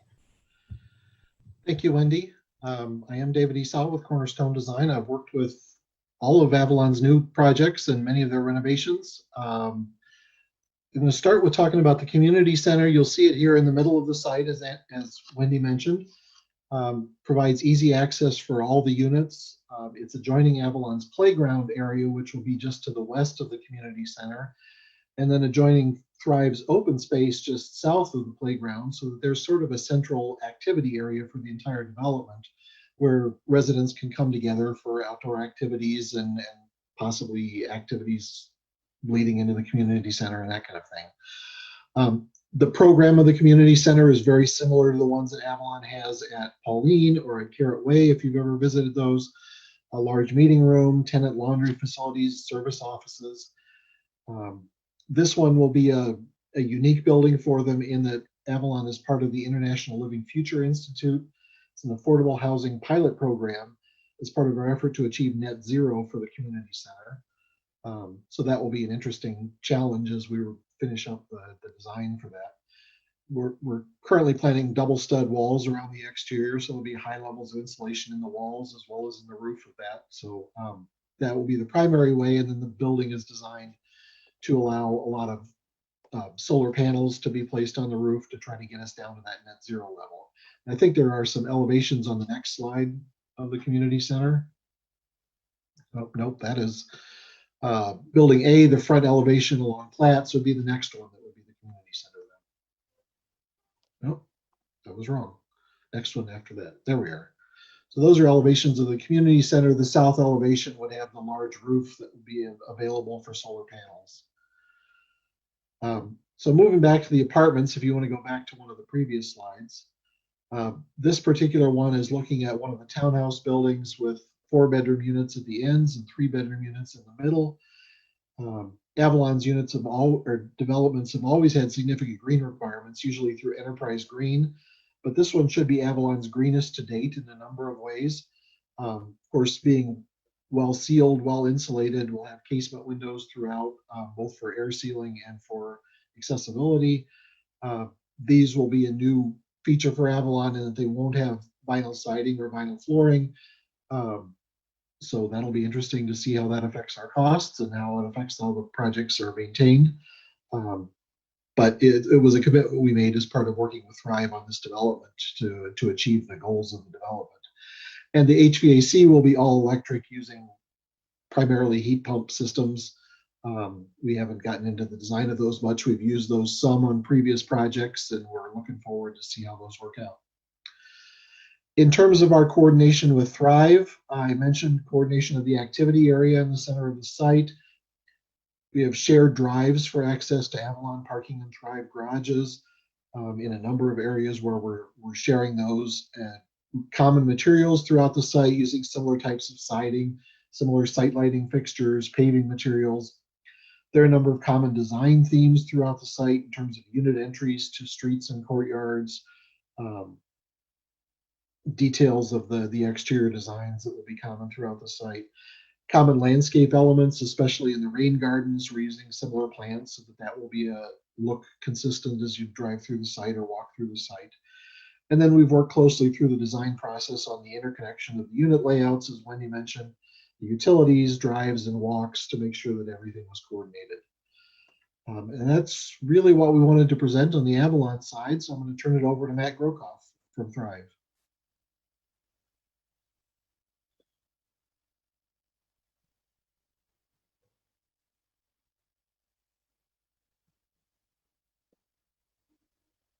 Matt, are you there?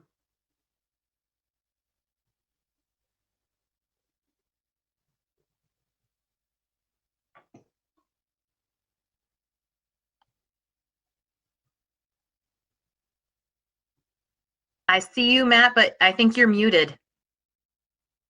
I see your mouth moving. Oh no. I don't have an option to unmute you any more than you're off.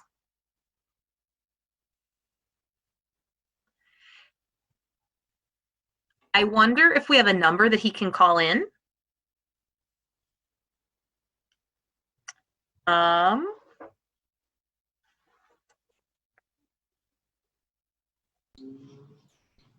I can repeat it from the agenda. Is that the right number to give him, Mr. Leonard?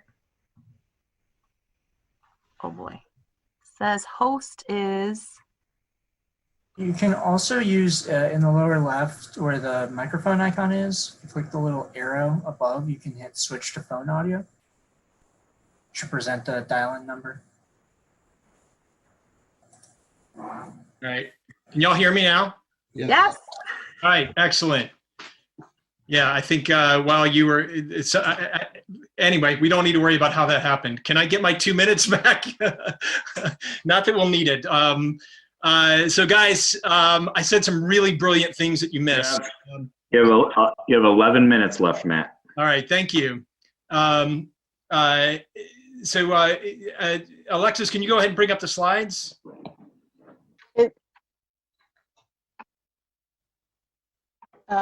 While she's bringing that up, I'll repeat the brilliant things that I said when I was on mute. So I'm Matt Grokoff, one of the principals of the Thrive Collaborative, and the whole idea of Thrive is to bring together these collaboration things to really try to achieve things that and overcome really institutional barriers and achieve some of these urgent challenges that we have. We've spent 4 years of deeply integrated design, as David Esau was just talking about. We've collaborated, we've consulted with leading industry people from around the world, really, on energy, green infrastructure, urban agriculture, biophilic lighting, even sound ecology from somebody at the University of Michigan. So really, really deep ideas of how we can rethink the conventional development model, which is deeply flawed. And so all of this is really looking at how do we take a regenerative approach to development. And the result, we think, is one of the most thoughtful and comprehensive master plans that we've ever seen here in the city of Ann Arbor. And hopefully it'll be a model for future development. So first, I think it's really important to talk about why we're here. Why are we doing this? Why is this so damn urgent? And a year ago, I had the extraordinary privilege of a lifetime, really, to meet with Greta Thunberg at the first global climate strike in Stockholm, Sweden. I got to spend the morning with the parents of some of the original 10 climate strikers. And one of the things that Greta Thunberg said is that, we've had enough pep talking. What we need is action. And I truly believe that pledges and plans and platitudes without action is vanity. So we've got to do something more than that. We've got 8 years to make this extraordinary transition. So my takeaway coming home from Sweden, and if you can go to the next slide, is what I learned from Greta was that, hope is something that you earn, right? And so tonight is really an opportunity for the city to take action. If you can go to the next slide. I told Alexis that I just do like a caw when I wanted to move to the next slide as a little signal. So And because of the work we've been doing, the United Nations highlighted the project at the World Urban Forum back in February in Abu Dhabi. And they actually sought us out and asked us to talk about how we're achieving some of the Sustainable Development Goals. And the goals you see on the screen are the things that they've highlighted that they believe that Veridian is a model for others to take, exemplifying how do we achieve the Sustainable Development Goals. And you go to the next slide. So we're on track to create what we believe is going to be the world's first residential living community challenge master plan for the Veridian parcel. The project is already registered for the Living Community Challenge. We're a partner in the A20 partnership. And the Living Community Challenge is bringing the Living Building Challenge to scale. And the Living Building Challenge is kind of the black belt of the sustainable building standards throughout the world. So the next slide. So Veridian, on the market rate side, we've got 99 planned market rate residences, and we've got a mix of all kinds of different unit types. So we have 42 townhomes of different sizes. We've got 30 walk-up flats. We've got 11 what we're calling nest flats, which are micro units. And we've got 16 village homes, which are single-family detached homes. Next slide.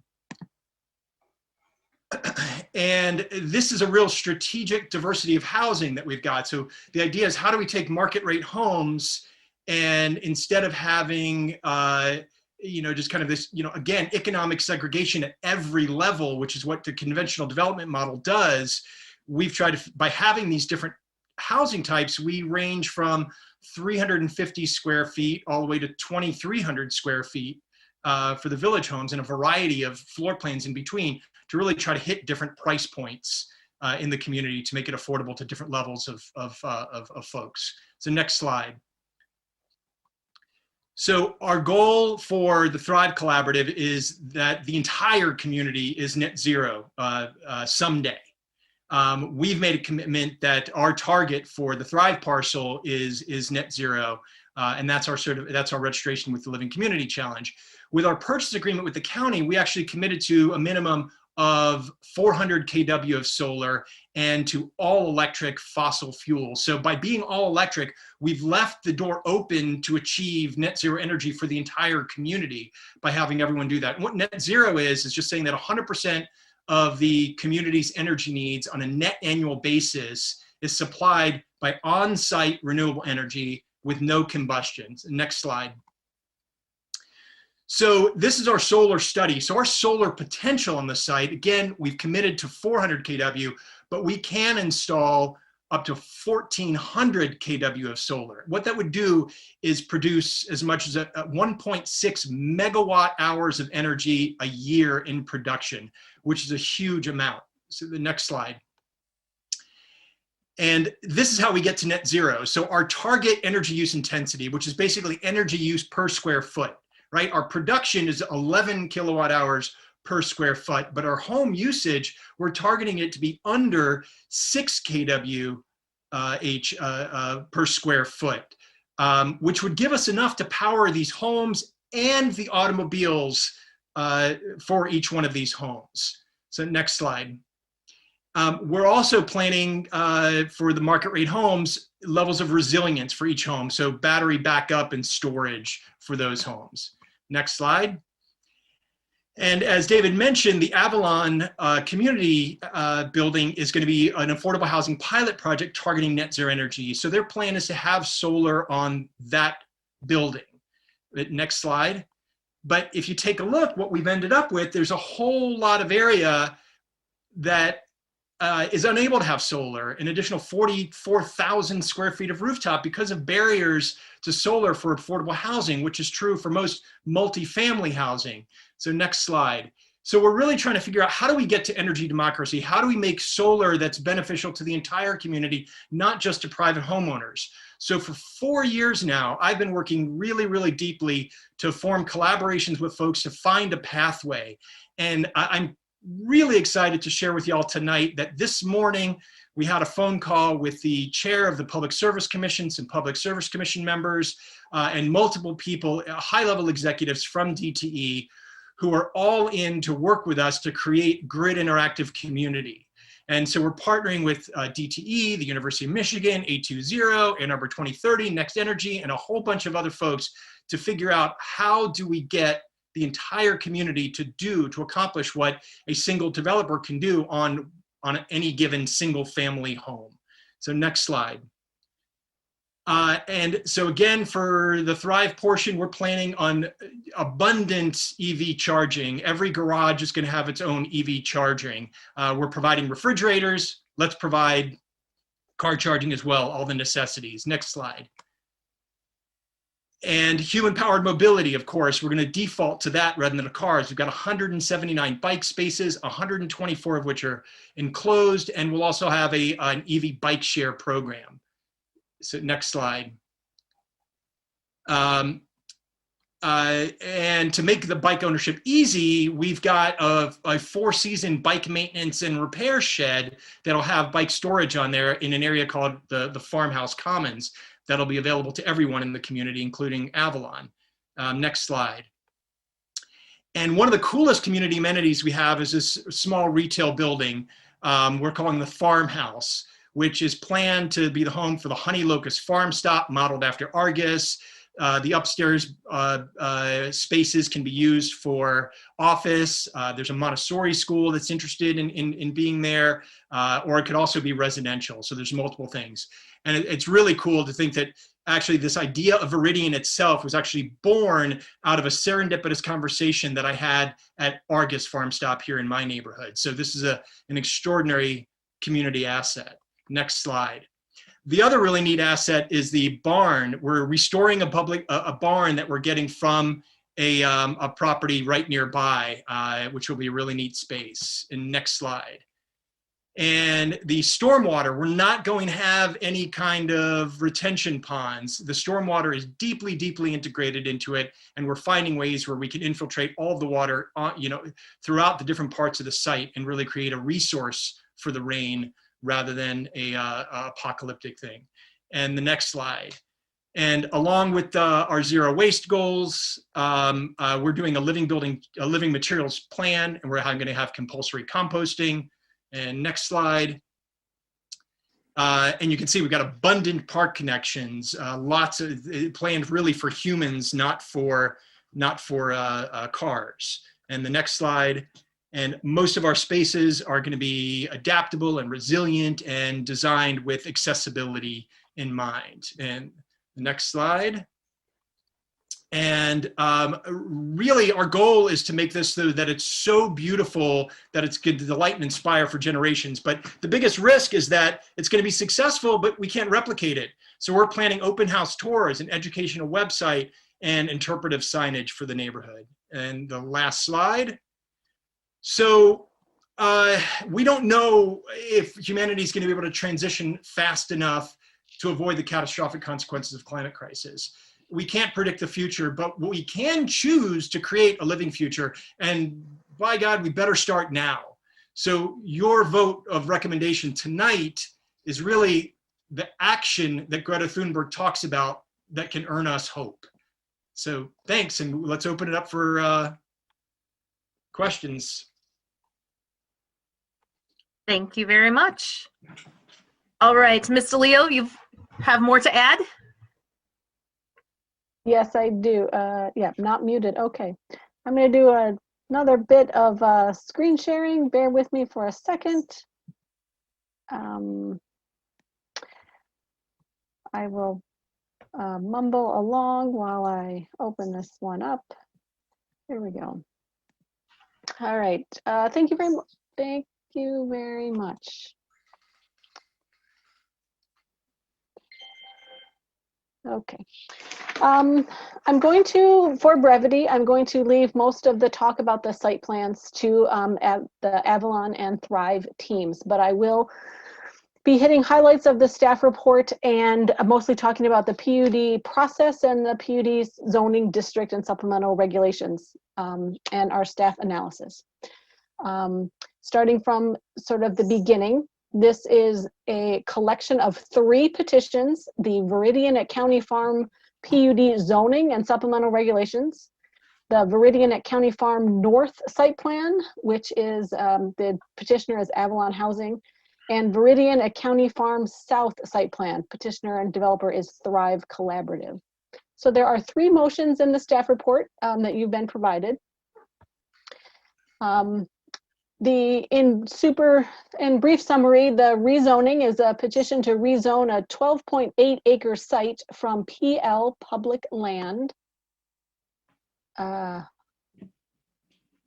Screen sharing is paused. Is it back to screen sharing? I think so. Yes. Yes, here we go.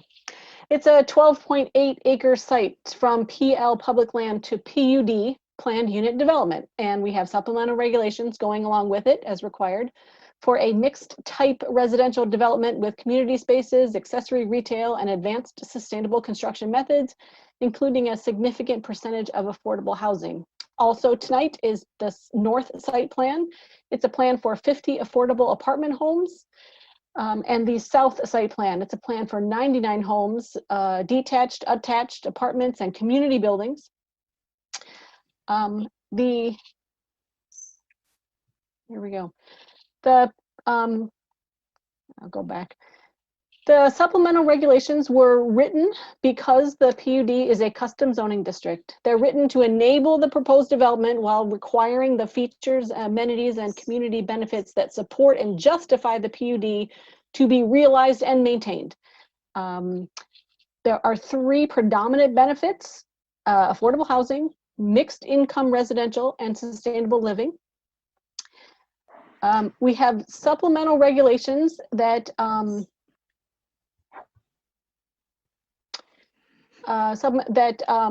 contain a purpose statement, applicability, the findings that we are going through this evening, and the regulations. The regulations address principal and accessory uses, area height and placement standards, landscaping and buffering, affordable housing, community-oriented design, and sustainability. The supplemental regulations divide the district into 2 components, north and south. North, again, is Avalon, south is Thrive. Some things are addressed holistically. The principal use of the district is residential dwellings. Accessory uses, there's a lot of common accessory uses, but we've got some that are applicable to the south only, meaning only Thrive will be allowed to have a retail, possible restaurant, outdoor sales, personal services. The density is 16 dwelling units across the entire district, 16 dwelling units per acre. We've got floor area addressed. Setbacks are addressed, minimum 10 feet from Platte Road, 20 feet, well, let me say this. In the staff report, it's written 20 feet from the north and west boundary and 50 feet from the south. Let me come back to that. We've got height addressed, parking addressed. We've got landscaping and buffering addressed, but put an asterisk by that. Affordable housing and the community-oriented design principles, which are basically taken from the master plan. It's a benefit of this PUD that we're not just encouraging some of our community-oriented design, but here we are requiring it. Regarding the PUD process, all planned unit developments go through a 5-step process, starting with citizen participation. This one in particular had more citizen participation than usual in that the county entered its own process for what to do. They call it disposition, which is, I think, a fancy term for selling. But they went through a process for if we were to dispose of the property, how should it be developed? So they went through a community process for that, came up with their preferred use, then they went out for an RFP, request for proposals, looking for developers, and they hand selected the Thrive Collaborative Avalon team and put a lot of restrictions on them to put forward to you what they wanted. Process includes a pre-application meeting that's with staff, a conference with the Planning Commission. We did that last year. And then tonight is steps 4 and 5 combined, the zoning district review and site plan review. These could be separated, but we are proposing them together, which is allowed. Plan unit developments have 8 standards of approval. And briefly, they are that the district has a beneficial effect for the city. Also that it can't be done in another district. This is not to get out of development requirements. This is to make unique development requirements that are as robust, and perhaps a trade-off. Some may be more robust than normally required. We've got requirements that it cannot have a detrimental effect on public utilities. It needs to be consistent with the master plan or justify its deviation. It needs to be consistent with with density or affordable housing that are required. You've got to have supplemental regulations to document all this. You need to make sure that all modes of transportation are safe, convenient, etc. And if you're proposing any disturbance to natural features or significant architectural features, that they're limited to the minimum necessary. For staff, we have found that the proposed PUD meets all of the standards of approval.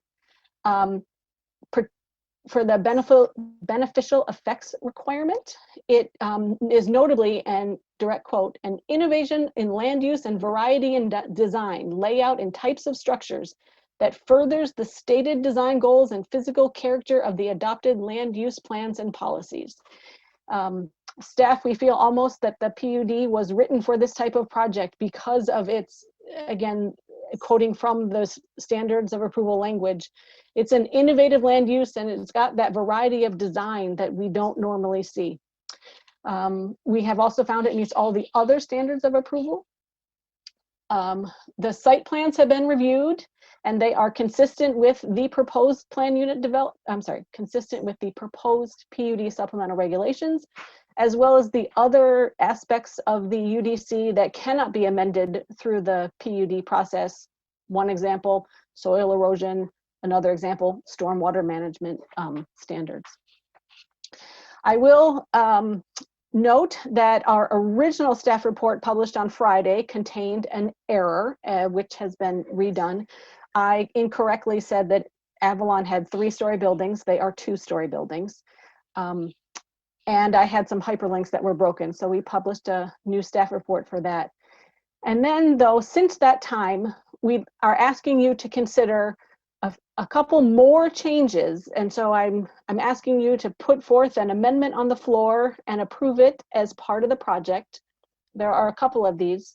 One regarding setbacks. And let me try to get that laser pointer back. All right. Here, the rear setback, which is going to be the west side. We've written in 20 feet. I'm asking you to change it to 15.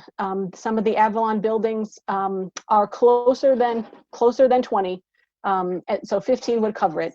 That is an error on my part. I should have originally written 15, but I did not, so I'm asking for an amendment.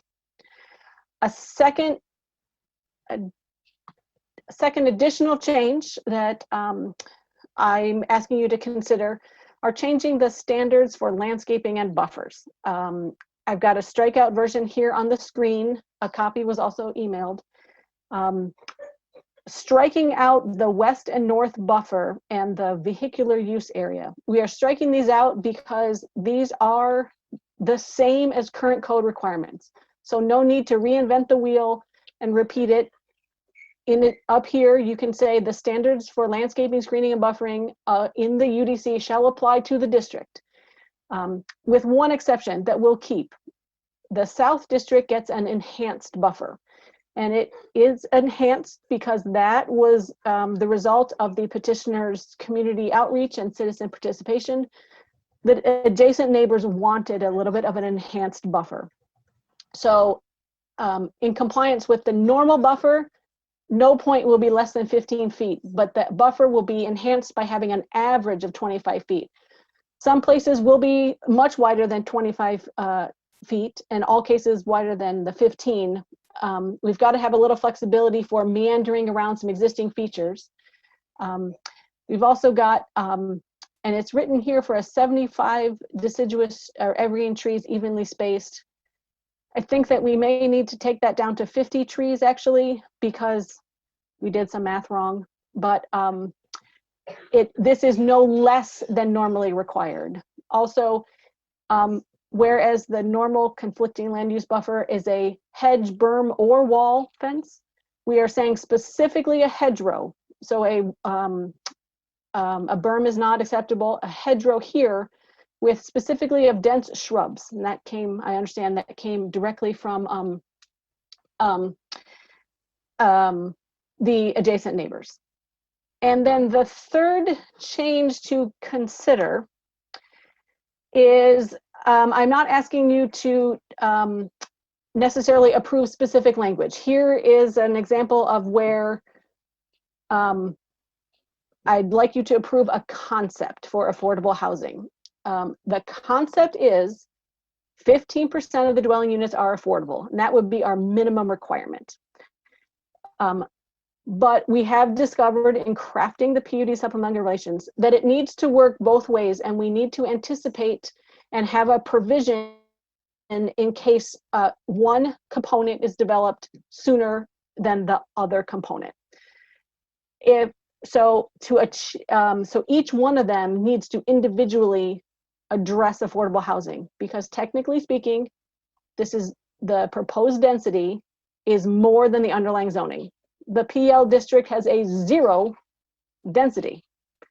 It's not for residential. So therefore, even one home on the site is more than the underlying zoning. So our goal here is absolutely, we are going to achieve 15% of the dwelling units are affordable housing, and that meets the standards of approval.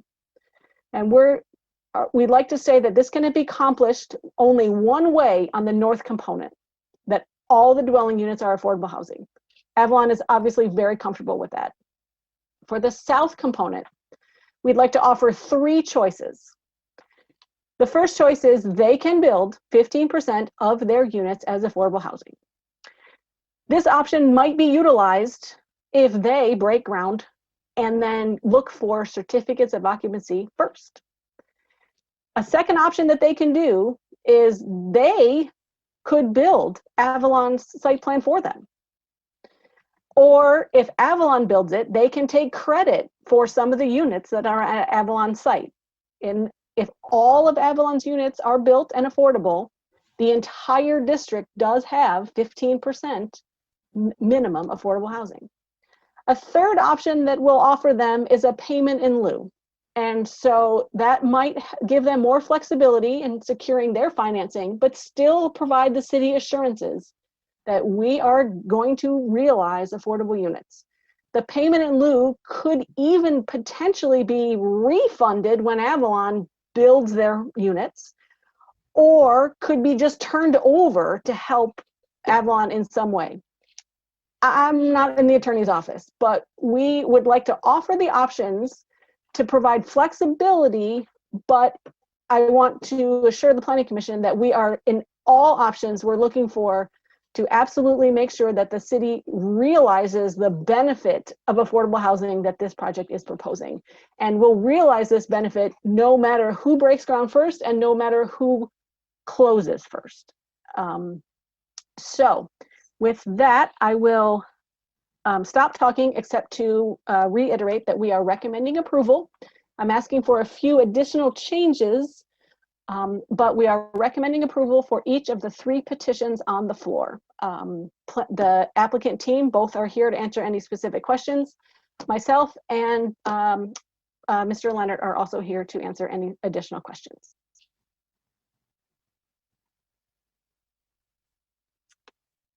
Very good. Thank you very much, Ms. DeLeo. It's 9 o'clock. I'm going to move to public comment, and then if we need a break, let's do, if it's okay, we'll do it after public hearing. So this is an opportunity for persons to speak for up to 3 minutes about the proposed PUD zoning and site plans for 2270 Platt Road. Public comment may be made by calling 877-853-5247 and then entering meeting ID 977-1150-1143. City staff will select the callers that have raised their hand. You can raise your hand by pressing *9. And when speaking, please do state your name and address at the beginning of your comments.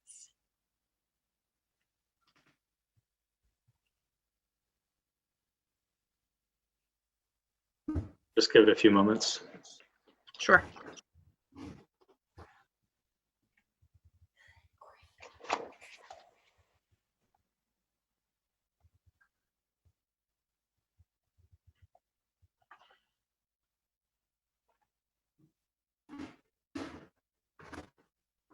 Alexis, while we're waiting, I know Heath is, we have an error that we discovered late in the afternoon that Heath could address for us if this is the appropriate time.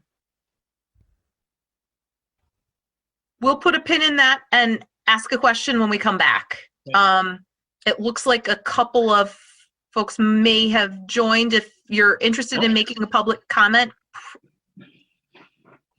press *9 to raise your hand.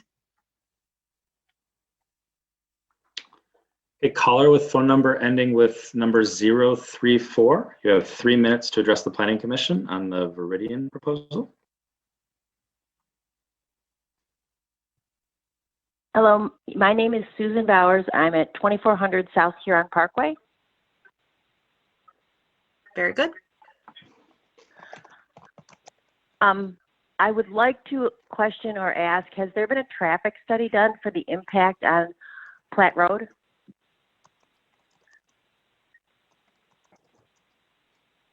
So during public comment, feel free to say any of your, or bring up any of your comments, and this is something in our discussion that we'll be able to address. Okay, my question being is, we are the business directly across the street, right at the corner of Huron Parkway and Platte, and I'm a little concerned about the immense amount of traffic that this could produce on Platte Road, and has that been reviewed and addressed? That's just my biggest concern. Everything else is super exciting. Just looking for making sure that we can get in and out of our driveway if we need to. Very good. That's my only comment. Thank you very much for your comment. Are there any others that would like to comment at this time?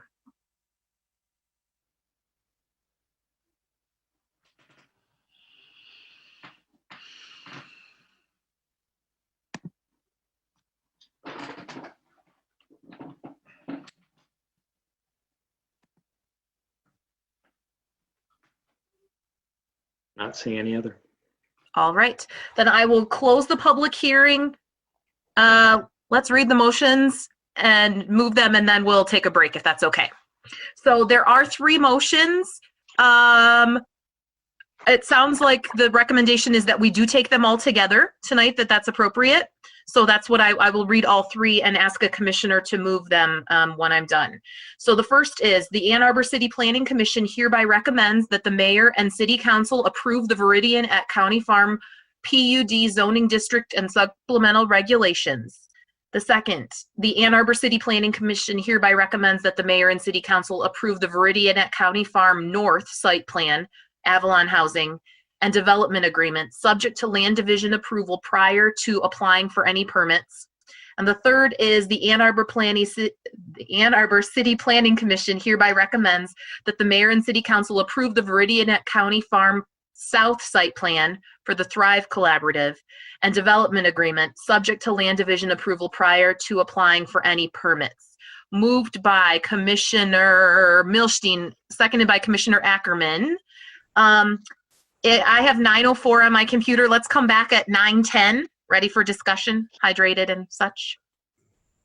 All right, very good.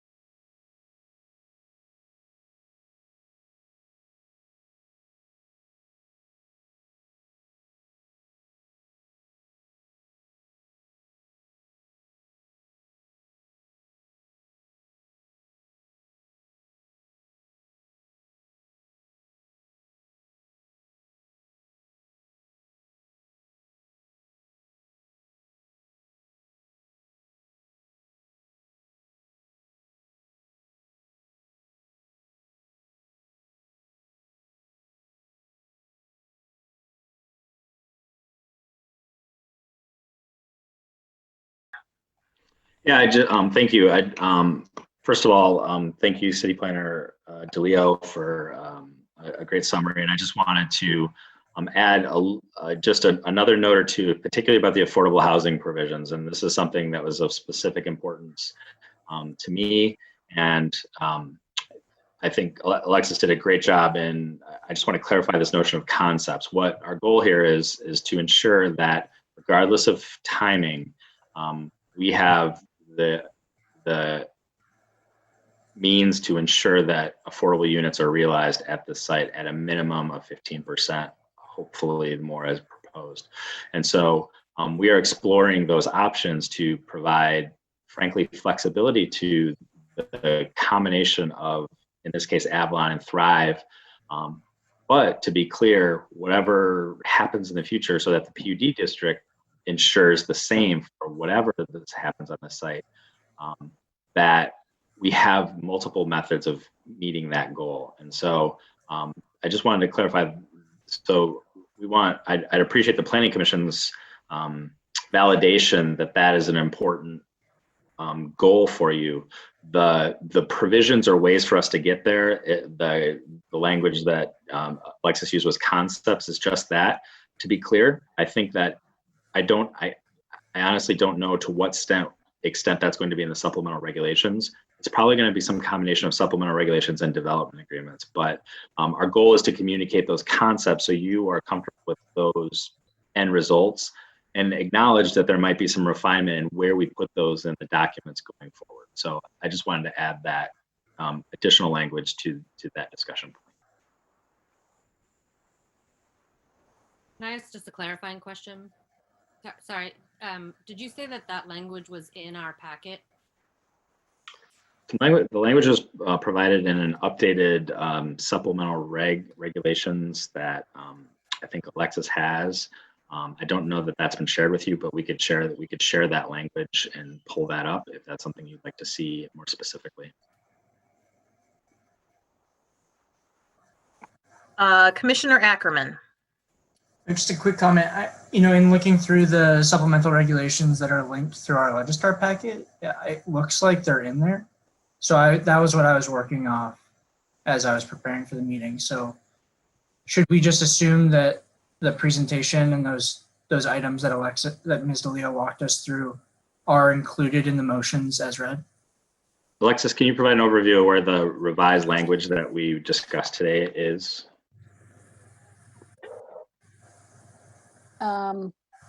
Yes, I can. And here we go. Zoom screen share. Zoom File screen sharing. 19-013 on page 4. Here we go. Here are the supplemental regulations that were, they are in Legistar right now, and they were emailed very late in the day. And I'm going to scroll down because we have in here with track changes.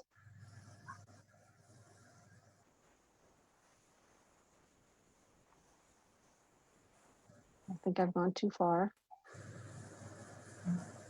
Hold on, these are not with track changes. But I think. Oh wait, yeah.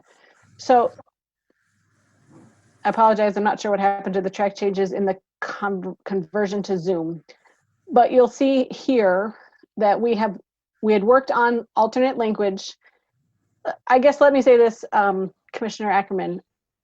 Our concept was still before. We are still wanting the 15% from the district wide, and Avalon has to do all affordable housing. And then that was in the supplemental regulations that were issued in the packet. But we worked on additional language that we were trying to make it more clear and provide more of the options, more of the if-then sort of thing, anticipating the different start times, different completion times. And so we came up with some more language that, again, but the concept has never changed. And so on my screen here, we've got Thrive, this provision of affordable housing shall be accomplished by the following 1, 2, and 3. And then there's And as you can see, there's a lot of stuff here.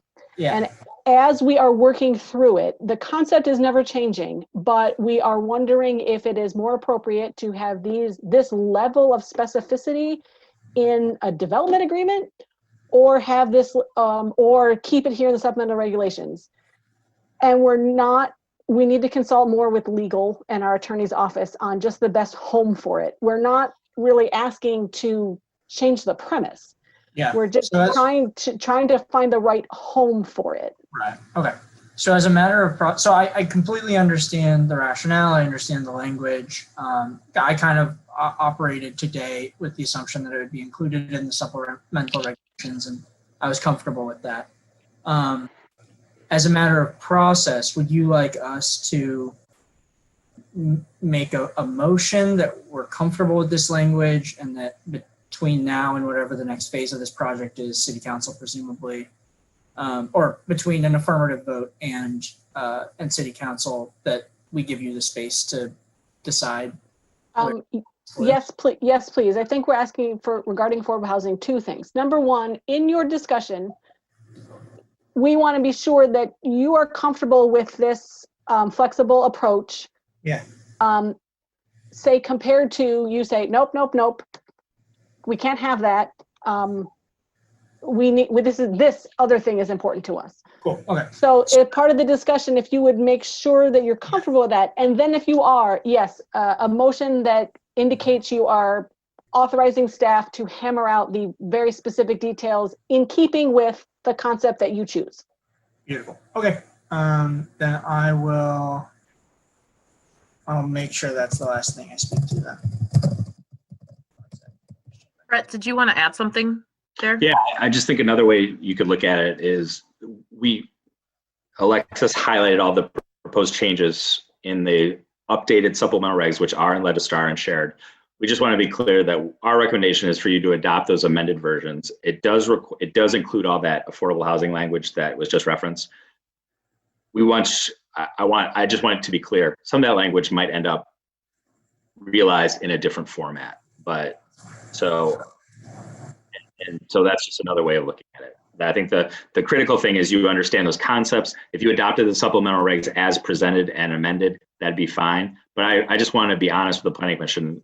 We might ultimately go then progress to City Council and say, we think these aspects are better incorporated in another document. Oh, I'm glad you said that, because I think if I saw in the development agreement at City Council, I would have voted against the proposal. So just kidding. I want to have a clarifying question though, because there were a couple of other things that Alexis highlighted changed. Yeah. Including the rear setback distance. The version that is now on Legistar, are we, when we vote, do we need to move those amendments that changed from our original packet, but that's the version that's up there now? Or can we just effectively say, thank you, staff, for highlighting those differences between what we may have reviewed over the weekend? What's different in today's version that we are actually voting on includes the 15-foot setback rather than a 20-foot setback, and the simplified UDC enhanced buffer language. Is that? You can do the latter. Okay. Yeah. So no action has been taken on the draft that was originally included. We're presenting you updates. We have summarized the substantive changes to those updates, so you can just take action on the amended version. Excellent. Thank you. Go ahead, Zach. No, that's great. So I think I want to make some general comments. I want to ask some questions, and then it doesn't sound like we need to make any amendments. It sounds like we can work off the assumption that the current version of the supplemental regulations in Legistar are what we're voting on tonight, which that sounds good. So I guess turning to some general comments. I've been looking forward to today for a long time. I ran into Mr. Grokoff at Carytown. We were both masked, I promise. And I told him I was excited about this meeting in 2 weeks, because it's something that I've been looking forward to for 3 years. And that's because when constructed, Viridian at County Farm Park, I think is going to be the most transformative and important project that we'll have worked on, because it's very real, it's tangible, and it's here right now, and it's not something we're planning for 10 years down the road. Our community has the opportunity to take the site of a decommissioned juvenile detention center and build the greenest and one of the most equitable neighborhoods, not only in the city, in the county, in the state, but in the entire Great Lakes region. We're taking a site where we used to put struggling kids and segregate them from society and turn that land into a neighborhood that's built for people of every income level, every background, and produces more energy via solar than it consumes.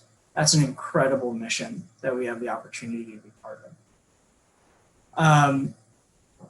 Not only is the mission just and right and timely, but the developers have also put in tremendous work to make everything beautiful through the site plans, the architectural and landscaping design.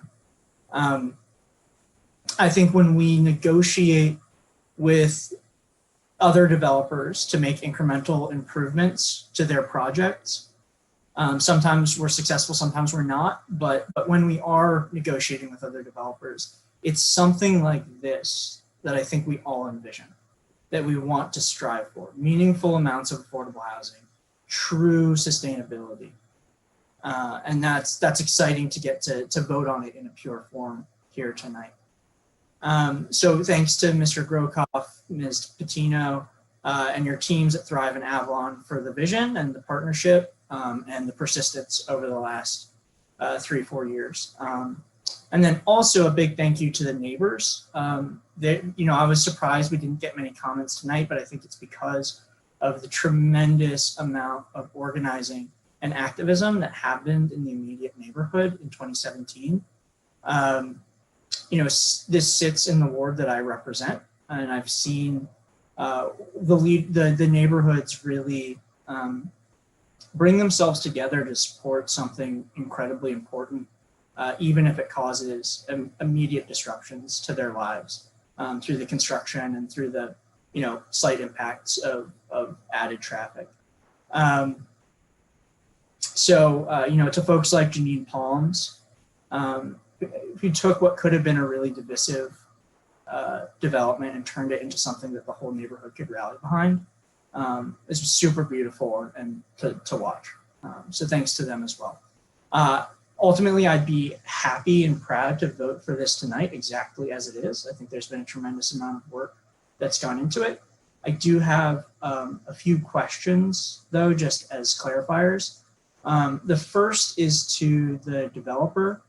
Are the renderings that were linked in the staff report that are dated July 2019, are those still the most accurate representations of the aesthetic that you're trying to capture? Are you referring, Zach, to, first, thank you so much. Seriously, you had me choked up. Are you referring to the elevation renderings of the homes?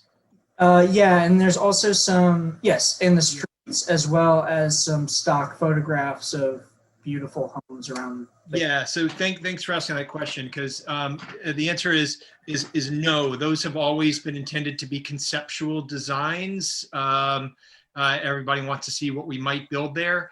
We have deliberately waited until this stage to design everything vertically, because we really wanted to make sure everything on the ground is working, and then work literally from beneath the soil. Megan Gloyd from Biohabitats can tell you all about that.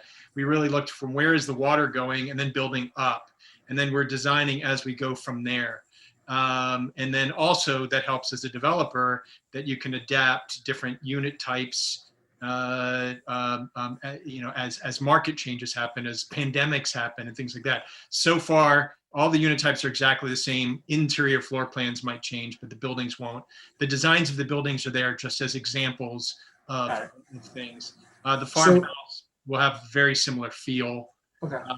And a lot of it will have a very similar feel. Again, So is it, Go ahead. Sorry, is attachment K a better representation? That's the site plan with buildings attachment. Which, Alexis, can you put that up, attachment K? And while she's pulling that up, I I just can. want to make sure we don't miss the opportunity, because there was a, that goes along with the amendments that you'll be voting on tonight. I want to see if there's a way to get that in, Alexis. We noticed that there was an error on the south setback, and if you've got questions about it, Heath Hart from MCI can address that. It should have been 30 feet. It says 50.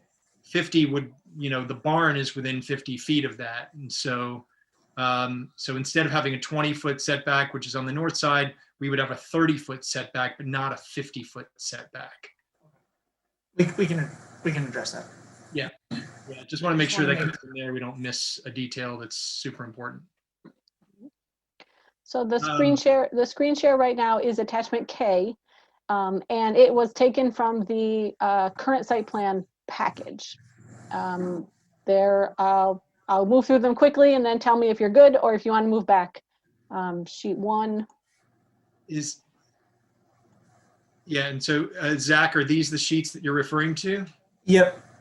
Okay, yeah, I can let Ben Willis from Union Studio Architecture and Community Planning address that. Again, all of these designs that you see here, these are not designs for Veridian. They are designs for Veridian, but they're not what is going to be built as is. These were just conceptual designs, primarily to really kind of just give a feel of what the neighborhood might be like. And if you notice, they've got some funky roof shapes and things that on the ground with landscaping will be balanced out. But they're unique because they allow for solar on the north and the south side by having that shallow roof pitch. So the roofs are very intentionally designed to be like that. But if you're interested, Ben Willis can. I'm comfortable with that answer. That just clarifies what I'm focused my eyes on. Thanks. Colleagues may very well have follow-up questions on that, which I'll let them ask. But and then in the supplemental regulations and development agreement, I had a hard time finding two important items. The first is the 99-year affordability covenant, and the second is the 400 kilowatts of sustainable energy production. Where would I find those guarantees? I will only give a partial answer. Regarding the kilowatt hours, it'd be super difficult for the city to enforce that and measure it and monitor that. So the supplemental regulations are relying on the Living Building Challenge, and meeting those standards will wrap in those. However, if I am very open to suggestions for how the city can come up with a way to keep tabs on that and enforce that, we're open to listening. But given the resources we have available right now, we are relying on adherence to the Living Building Challenge to capture that for us. So we would essentially use the Living Building Challenge as like a third-party auditor. If they get that accreditation, we can assume that they also meet that 400 kilowatt hour promise. That is our operating assumption, yes. Okay.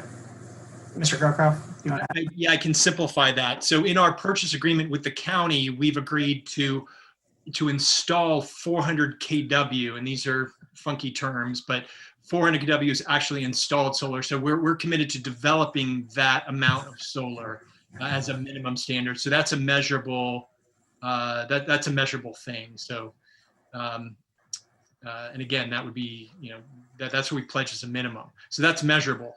With the Living Building Challenge and the Living Community Challenge, that is a performance-based standard that takes years. So we have already registered the project. So that alone is a massive commitment. And we've already satisfied the criteria. And everything else is being designed that way. But the measurable thing that is important, and the amount of production that actually happens just relies on the sun and the clouds and everything else. The amount we install is a measurable thing. And that's 400 kW is the minimum that we've have in our purchase agreement. And that's something the city can hang their hat on with confidence from day one. Okay, so you have a contract with the county that guarantees a minimum. Yep. Can Mr. Leonard and Ms. DeLeo, just between Planning Commission and City Council, can we do some documentation of that, maybe in a memo or staff report, just to say, the county will be the enforcing party? Yep, I've already taken note of that. Okay, because I think that'll give reassurance. If I just want to clarify, we've been sort of careful to not. They've made various commitments to the county as part of their purchase agreement, is my understanding. We are not party to that, so as those things could change, I just want to be clear, when we're setting those thresholds, we're sort of adding a parallel requirement to that. And I would specifically ask in that regard, we had a little bit of this discussion with another project, is the intention that has to be realized at Unit 1, or does that have to be realized at Unit 99? When we're looking at that, are you interested in us going in one direction or the other to help us understand the clarity of that language? Well, so this project would only be, and correct me if I'm wrong, but my assumption was this project will only be phased north and south, but like south itself won't be phased construction. Yes, but the nature of it's not currently proposed to be phased. I would be very surprised if this doesn't end up being phased, because the nature of projects like this is that they will ultimately finish a unit, and they'll want to realize the sale or occupancy of that unit perhaps before they finish other units. You're correct, it's not being proposed to be phased. I'd be very surprised if it doesn't end up being phased. And so that's why I just want to clarify, I presume our intention is we want to get to a 400 kilowatt hour goal. And I'm presuming that we should do that in a way that provides the flexibility that they can incrementally get there as they're relying on rooftops and the like. Yeah, that makes sense. If we can find a way to sculpt that language in some kind of. I just want to clarify the intent. Yeah. Yep. No, I think that makes good sense, and that's the same conversation we were having about Valhalla 2 weeks ago, right? Okay. That makes good sense to me. And then I apologize if you mentioned, but the 99-year affordability covenant, where would we find that? I think that it's going to have to go in an affordability agreement. You are correct. It is not in the supplemental regulations right now. But our UDC just requires those to be perpetual units, so that'll be part of the method by which we enforce it. So the UDC requires that a PUD to have affordable units. It actually doesn't set a time frame. 99 years becomes the de facto kind of way to memorialize that, but it could be longer. But to be clear, we're not proposing anything shorter of term. It is intended to be permanent affordable housing units. Okay. Commissioner Sobe, you have something that jumps off this? Just attachment B, page 2, shows affordable housing 99 years and the minimum 400 kilowatts for reference. So that's the PUD development. Oh. Just to cover those two things. Thank you. And I guess where does the development program a contract that we execute with?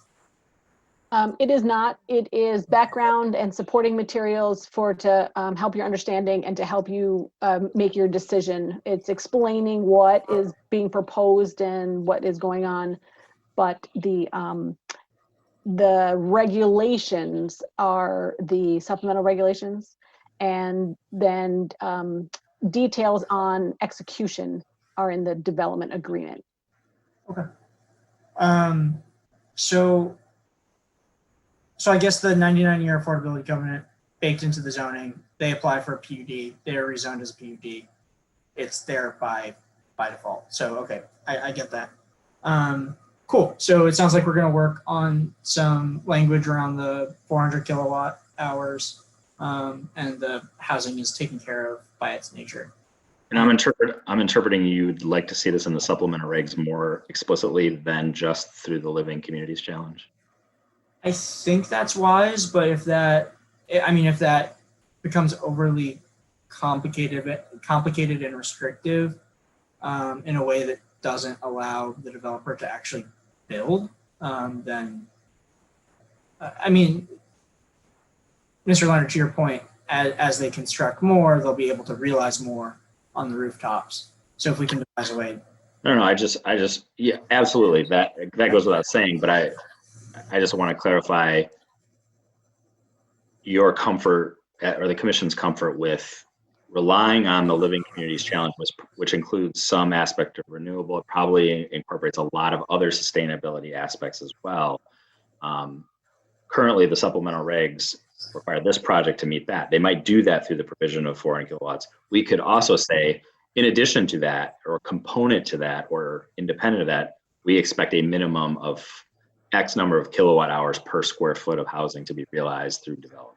Yeah, I think to Mr. Grokoff's point that the Living Building Challenge is a accreditation certification that will take time, and so that makes our enforcement of that dependent on this third party's validation. So then are we holding a certificate of occupancy until this third party, for which we have no control, issues that accreditation?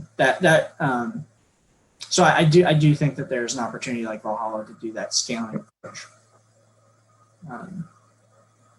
If that makes sense. Okay, awesome. Thank you, Mr. Leonard. And then our lone brave caller asked about a traffic study, so I just want to make sure that we address that on the front end. Is someone prepared, developer or staff, to speak to traffic impacts? I am not. I mean, I'm happy to wing it, but I don't have to. Our transportation engineer, Cynthia Redinger, is on this call meeting. Hi, Ms. Redinger. Hello. We got a member of the committee. I can preface it by saying there has been a traffic study done. It has been reviewed by the city traffic engineers who did not find anything worthy of, or who did not find fault with it. Now, Cynthia can provide any details or a general overview as you like. Yeah. I can provide a brief overview of the transportation impact analysis that was submitted. This location, they did prepare their transportation impact analysis, and they did have to go through one round of revisions before we accepted it.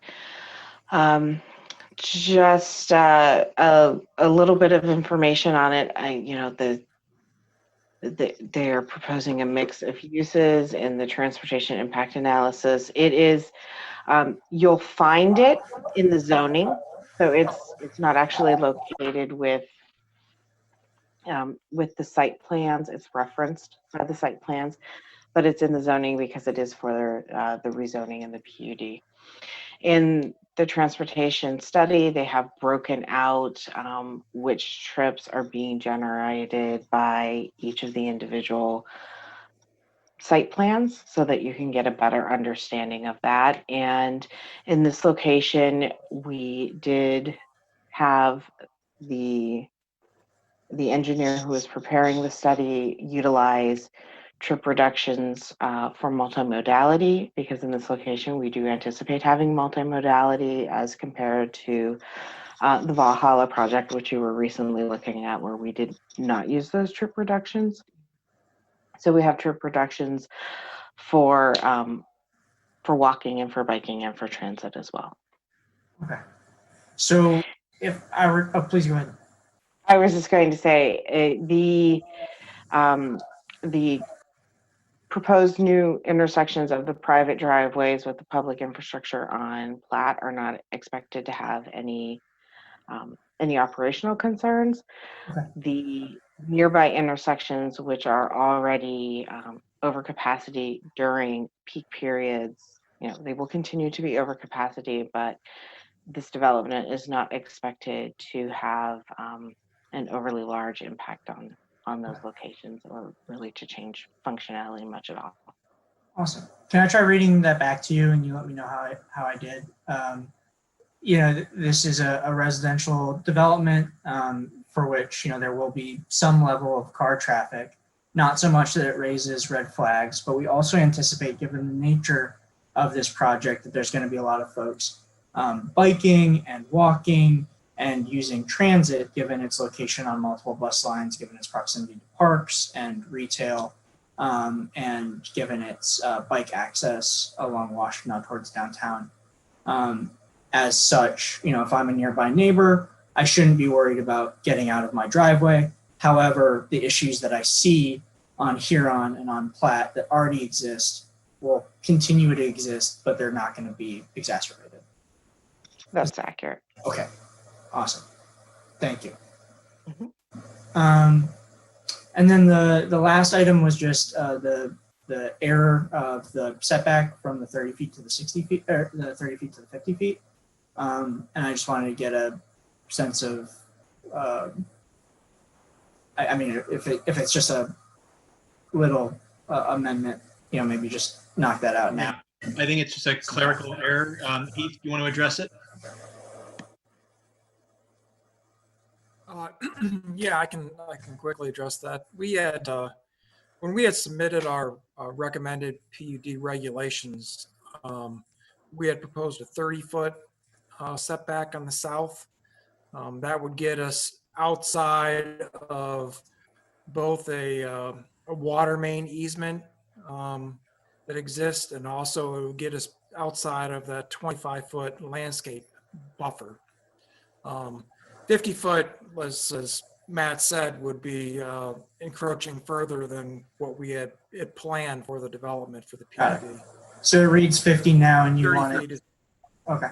So is that correct. so in the PUD supplemental regulations, that's page 3, item 4C 2A?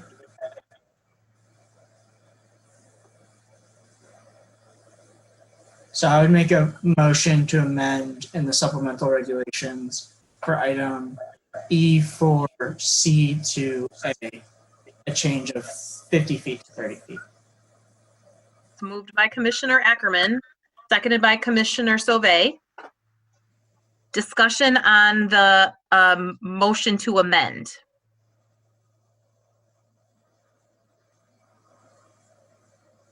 My only question is to staff, is that kind of your reading too, in looking closely Yes. at the site plan, that's appropriate there? Yeah. Okay. All right.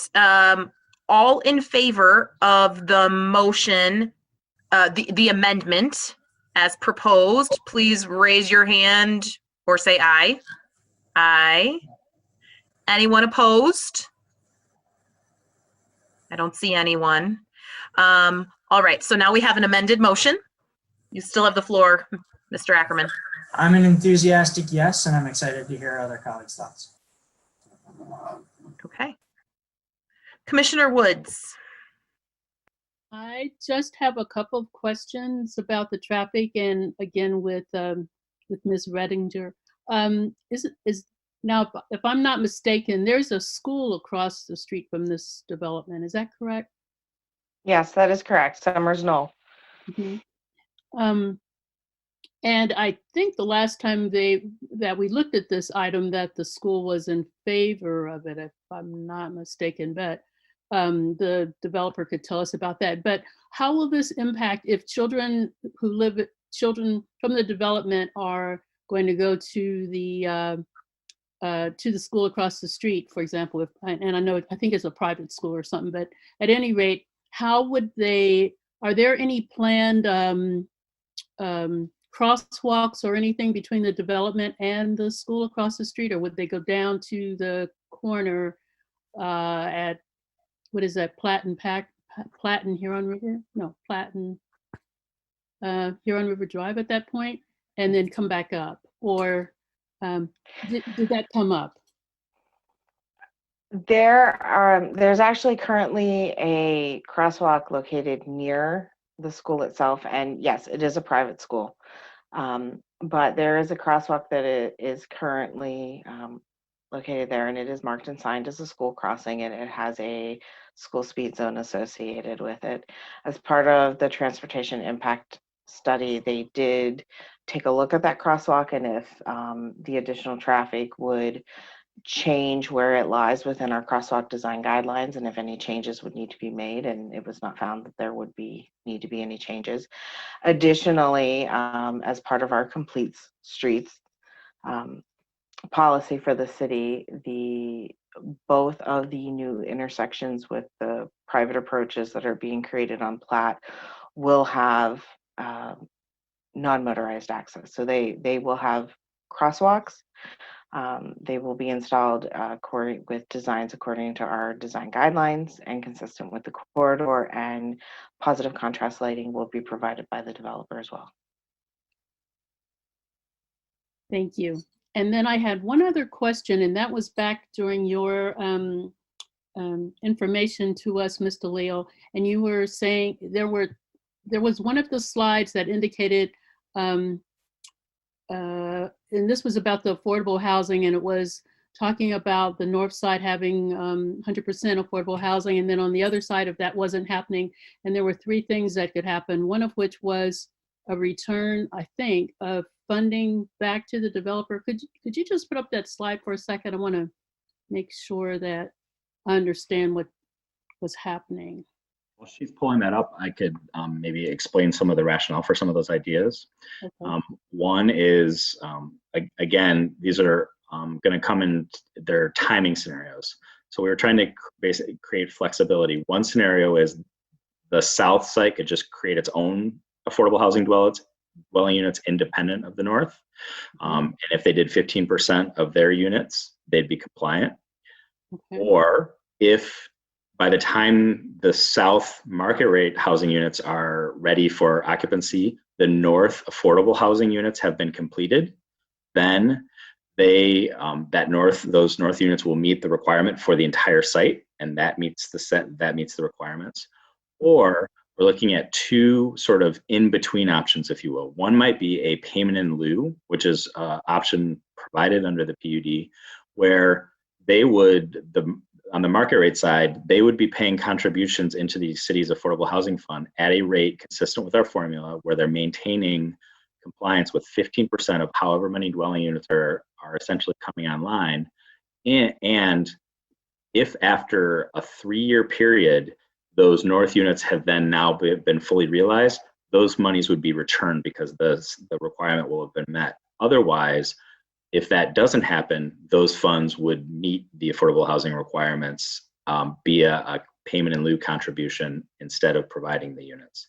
And then the last option we're exploring, and I think this one probably has the most, a lot of potential for other documents, is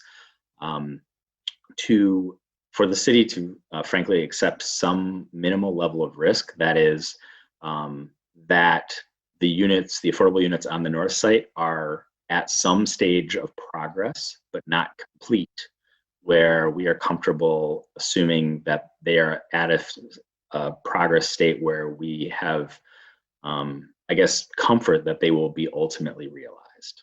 So, so that was the return of money would be basically kind of until the units on the north are realized, and then that is no longer required.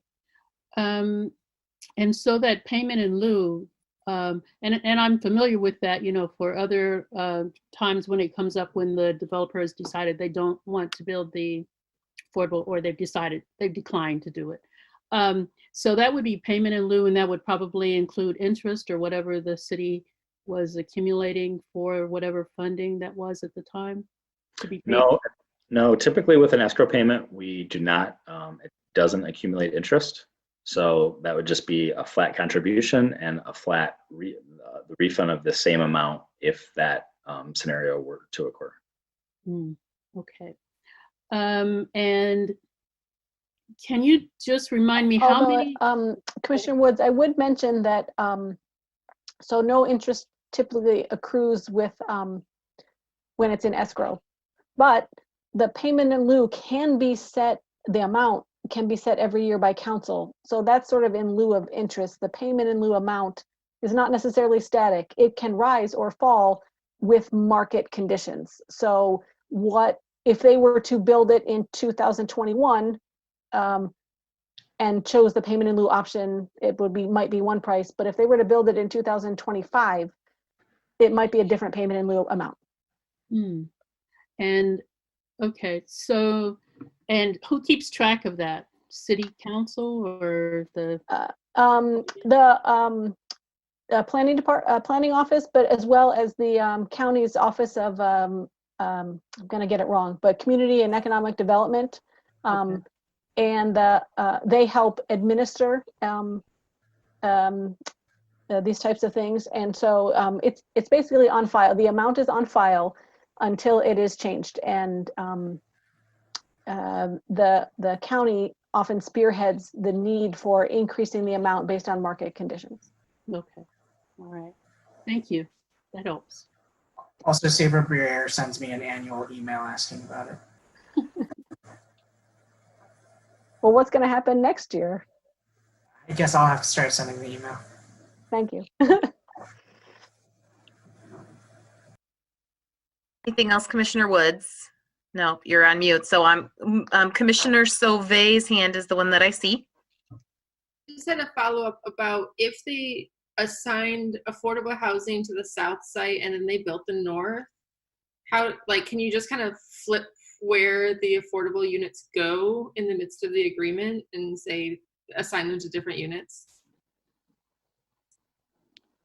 I think that's what we're kind of trying to do, but not by unit, you know, building by building. We're saying that if Avalon builds or when they build their 50 units, those 50 are, it's basically, it's almost 30% of the total number of units. So their 50 alone means that the whole project has at least 15% affordable. Right. So if they go first, everyone is covered. If Thrive goes first, without these provisions, then no affordable units are provided. So we want to make sure that there's options on the table. Right. So Okay. my question is about the option that they make affordable housing on the south site. Okay. Then they build on the north site. And the north side is affordable. Can you then redact the south site affordable? Or once they become designated affordable for 99 years, can you not shuffle the units away, you know? It's a good question, but I think you could adjust those as long as you are ultimately meeting the minimum requirements. Okay. So by scenario, if, say, for some reason, the north site didn't get developed for 20 years, but the south site was developed within 3 years. Under that scenario, one of those provisions is going to have to apply, either the payment in lieu, in which no units are realized, but then the clock expires and those funds go into the Affordable Housing Fund. In that circumstance, it would be satisfied. Mm-hmm. In the event that they designated units and then 20 years from then, the north gets built and 50 units are built there and they say, hey, can we convert these 15% to market rate? The answer would be yes, because it would be compliant with the supplemental regulations. At that point, they're meeting the minimum via the north units. And then they'd have 80 years left. Well, again, they're perpetual. We use 99 terms for the contracts, but they should be perpetual. I just want to make sure, like, if they're doing this kind of evolving, you know, revolving door to kind of get to it legally, if it's locking it in or not, because I think the intent is to provide flexibility. And so I just raise it just in case, you know, legally just cross-check it as it goes along. Yeah, just as a reminder, though, with, you know, rental affordable units is much easier than ownership affordable units. I'm not saying that they're impossible, but when you're thinking about these two sites and the mix of ownership models being considered, ownership models can be much more challenging. So I think the likelihood frankly, for ease of financing is that the site is probably going to be developed and realized in a very similar way to what's being proposed for some of those financial reasons. Yeah, got it. Yeah, that was my only other clarification. Thank you. Other questions, comments from planning commissioners? Commissioner Abrams. maybe Mr. Leonard or Mr. Leo could just remind me what things go with the rezoning and what things go with the site plan. So the supplemental regulations are part of the PUD. So the if it helps, I don't know. So we are rezoning it to PUD. I suppose you can also think of it as we are rezoning it to Viridian. And the supplemental regulations are the Unified Development Code for this particular site. And so they run, so the PUD on the zoning map and the supplemental regulations run with the land. And that would be, and if approved, that's the zoning designation, and those are the rules that you need to abide by. In that case, Thrive could walk away, Avalon could walk away, and any other developer could come in, but they have to live with the adopted supplemental regulations. Then, right in the same meeting, you can imagine this could be done years apart, but in the same meeting, we also have Thrive has proposed a site plan and Avalon has proposed a site plan. And the only difference for these site plans is we are not judging them against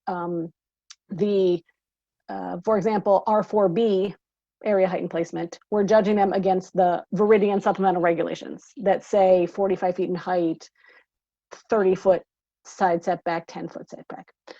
So the site plans are the entitlements to the developers to develop. They have 3 years from approval. If 3 years go by, their site plans expire and they'll have to come back. But the zoning designation and the supplemental regulations run with the land. Okay, that helps. So like, if Thrive and Avalon decided not to pursue this project, or for some reason these site plans weren't approved, but the PUD zoning was approved, there would still be like a North District and a South District, and the North District would have all the affordable house, like all of that stuff is actually goes with the zoning. Yes, yeah, the requirement that, so if you notice the PUD supplemental regulations, they don't say Thrive or Avalon, but for any developer, the next one, they can buy the north component, and then they need to follow the north component regulations, which says it all has to be 2 stories, has to be 10-foot setback, all of those things has to be all affordable. And then same thing for the south component. Someone else could come in, but they have to live with these supplemental regulations. They have to have this variety of housing type. They have to have these setbacks, these height. They have to register the living building challenge. Okay. Yeah. So that helps. Thanks. That's my only question for now. Thank you. Mm-hmm. Commissioner Hammerschmidt.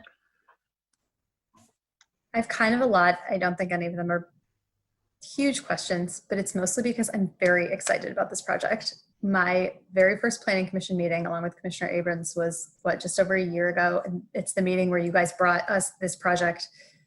And I was so excited about it that I've been wondering for a year when it was coming back. So I'm thrilled.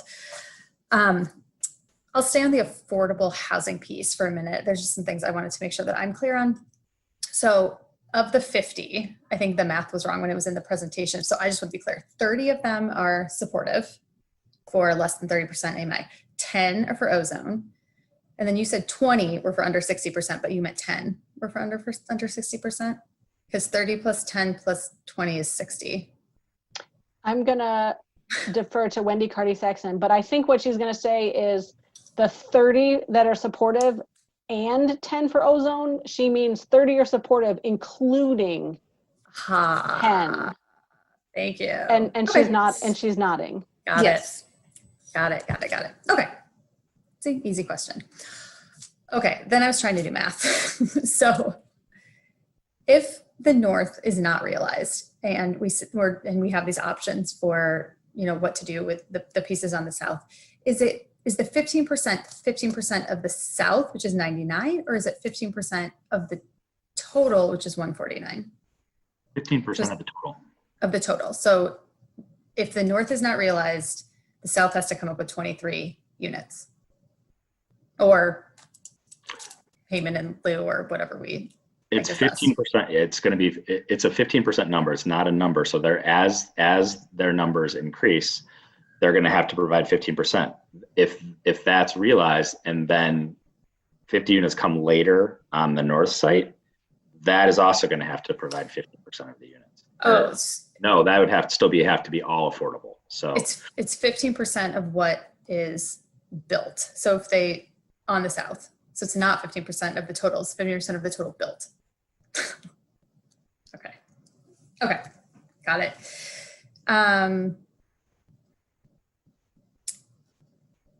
Okay. So is there a scenario where not all 50 are built? Then like, is there any sort of, well, is there a scenario where not all 50 would be built? Or is this sort of like an all or nothing? And maybe that's a question for the petitioner. Right. Yeah, the way we're structuring it at the moment is we're looking to put in our funding application for all 50. So Okay. they would all come together. Okay. Then I think my question is moot. And The PUD supplemental regulations don't have a minimum dwelling unit though. Now that would be separate from Avalon's funding commitments, but the supplement don't have a minimum or maximum number of dwelling units. The maximum will be 16 dwelling units per acre, but they don't have a minimum, but we do say all of whatever you do achieve. So there is technically a difference between what is required and what Avalon is going to do. I think in this case, their funding requirements are going to dictate over. Okay. Okay. And I'm just curious. I know we have this now, 15% of units are required to be affordable. Do we have any requirements on like the size of those affordable units or the number of bedrooms, or do we just sort of leave that up to the developers? We chose to leave it. We have the ability to put in further restrictions, parameters, regulations, but we chose to leave it as open as possible to give them the most flexibility as possible. If the commission decides otherwise, they can discuss. Okay. I mean, I think, if all 50 in a perfect world, when this is all built, all 50 in the north as affordable, with the variety of units, it's not an issue. I don't know if it becomes an issue then if the north is not realized. And then, I wouldn't want to get into a situation where all the affordable units are the micro units, and then we're not, looking at this equitably and like really addressing affordable housing concerns of like our entire community. Just to be clear though, if the south happened, that could occur. We're not saying that it has to be a certain blend. It just is a number of units. So I just want to be clear. Again, I think that scenario is quite unlikely. Mm-hmm. But if that's not something we're specifying, we're just saying 15% of the units. Your question's a good one. This does happen in other projects that have been market rate and affordable. They tend to be the small units because that has a smaller impact to right. While I think in this case you have a partner who is really committed to a mixed income globally, they also have some financial realities that might make it challenging for us to add that layer of restriction. Okay. I'd be interested in others' thoughts, but I'm going to move on for now. Okay, the Living Community Challenge. You're registered. The supplemental regs say that you just need to be registered. I'm curious, what is the process for getting certified, and how is that different than just being registered? You'll have to attend one of my 2-hour workshops on Living Community Challenge for the. I would sort of love to. Yeah, it's actually really cool. So right now we're working on what is called the Living Community Challenge Compliant Master Plan.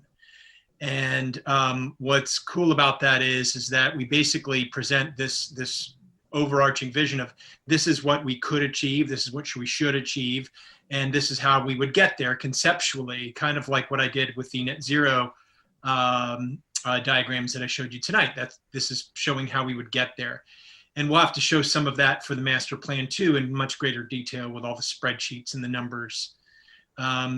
Basically just showing that, yes, this is possible. This is how we do it. Here's the master plan.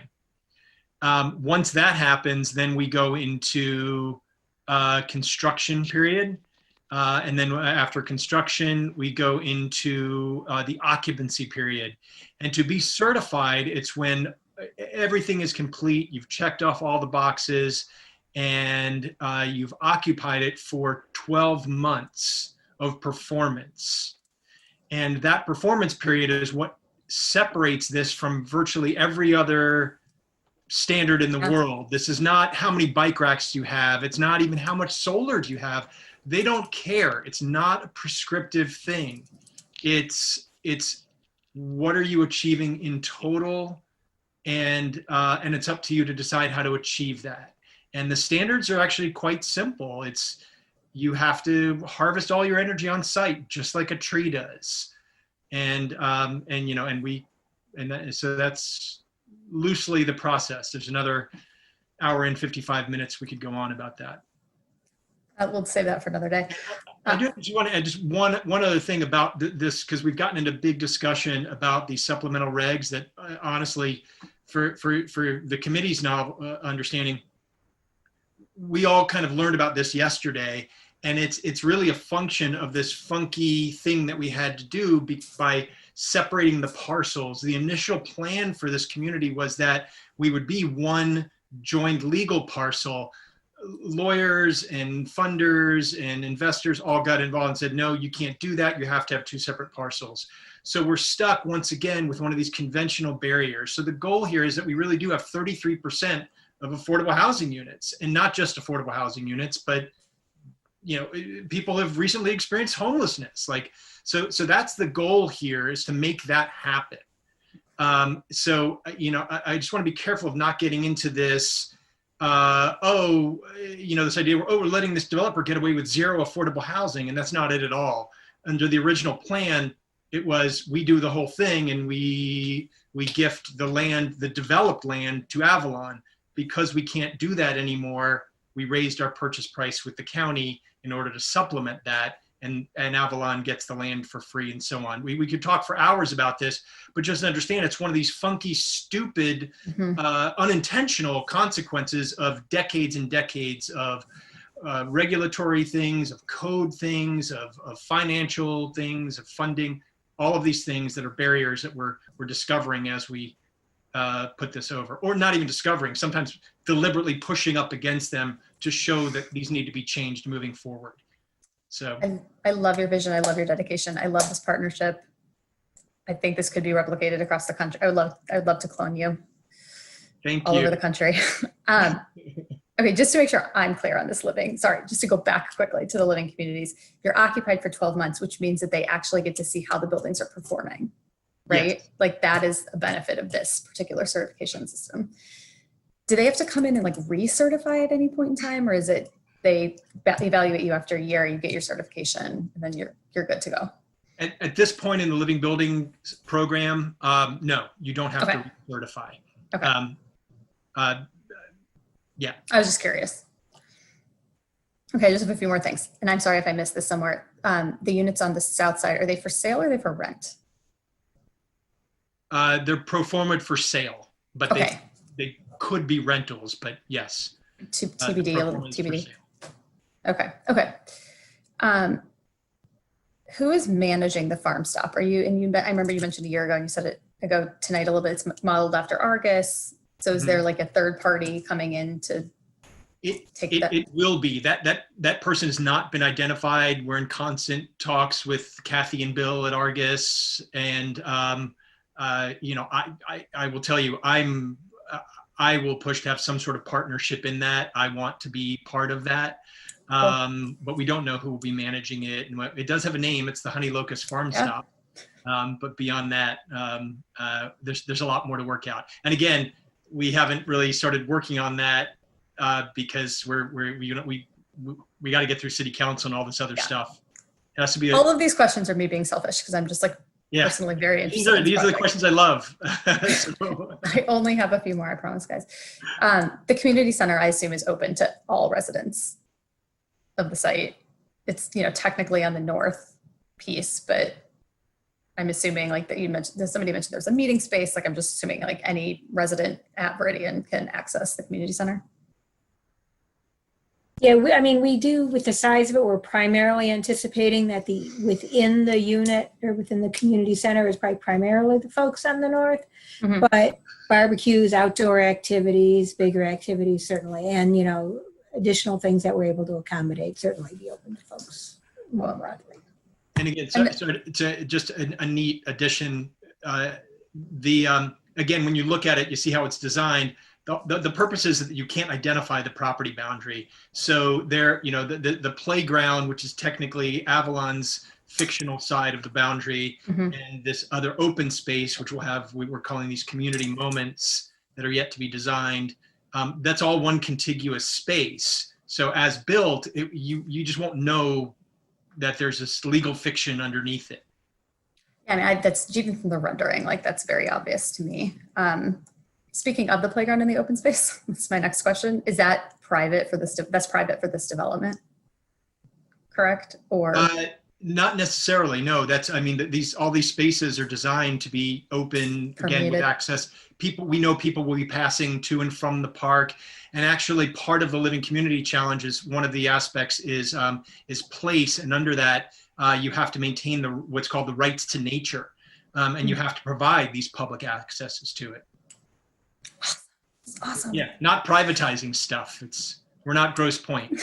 I love it. So then I assume though that it is privately managed public space. Like you guys somebody within this agreement is maintaining those spaces. Yeah, that would be just classic homeowners association, right? Okay. Oh, I remember that from a year ago now. Okay, and I appreciate Councilman Ackerman, thank you for mentioning all of the public support that this project has gotten. I was surprised that we got a couple of letters from people that were not as thrilled about this project. And a couple of them mentioned they didn't want to see this project on a park space. And I just sort of wanted to reiterate, this is not a park. This was county land. It's zoned public land, but it's county land that was a juvenile detention facility. And while it may look like a park today, it is not part of County Farm Park, which is staying as a park. This is a completely separate parcel. I just wanted to put that on the record because a couple of people mentioned, don't take away my park space or something to that effect. And that is all for me for now. Thank you. I really am truly very excited about this project. Commissioner Milstein. I will keep it very brief since actually all of my questions have been answered, actually all but one. So first, I just want to say I'm really excited about this project. I am looking forward to it. I've been on the commission for over 5 years. Is that right, Commissioner Mills? Over 5 years we've been on here? Something like that. Maybe 6, something like that. And I can count on probably just one hand how many times they've had affordable housing before us, especially affordable housing that is of this size. We keep chipping away little by little by little, but we're finally this is how we get to it. So I'm very excited about this, and I'm very happy that Avalon is a part of this project. One of the questions that I'm often asked about any project that comes before us is what's the timeline? So if all goes well today and by early fall you have city council approval, what is the timeline for both the north and the south? I can answer for the north. So we have applied for some funding, got awarded some. The big piece of funding is low-income housing tax. The latter part of 2021, begin building, and then occupancy the latter part of 2022 is when we would start lease up.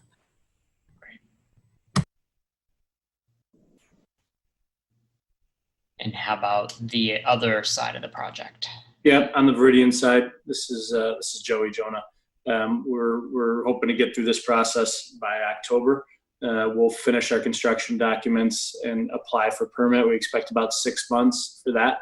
And then at that point, we're ready to break ground depending on winter conditions. So, this winter or early spring is the ideal scenario for us. Okay. Thank you so much.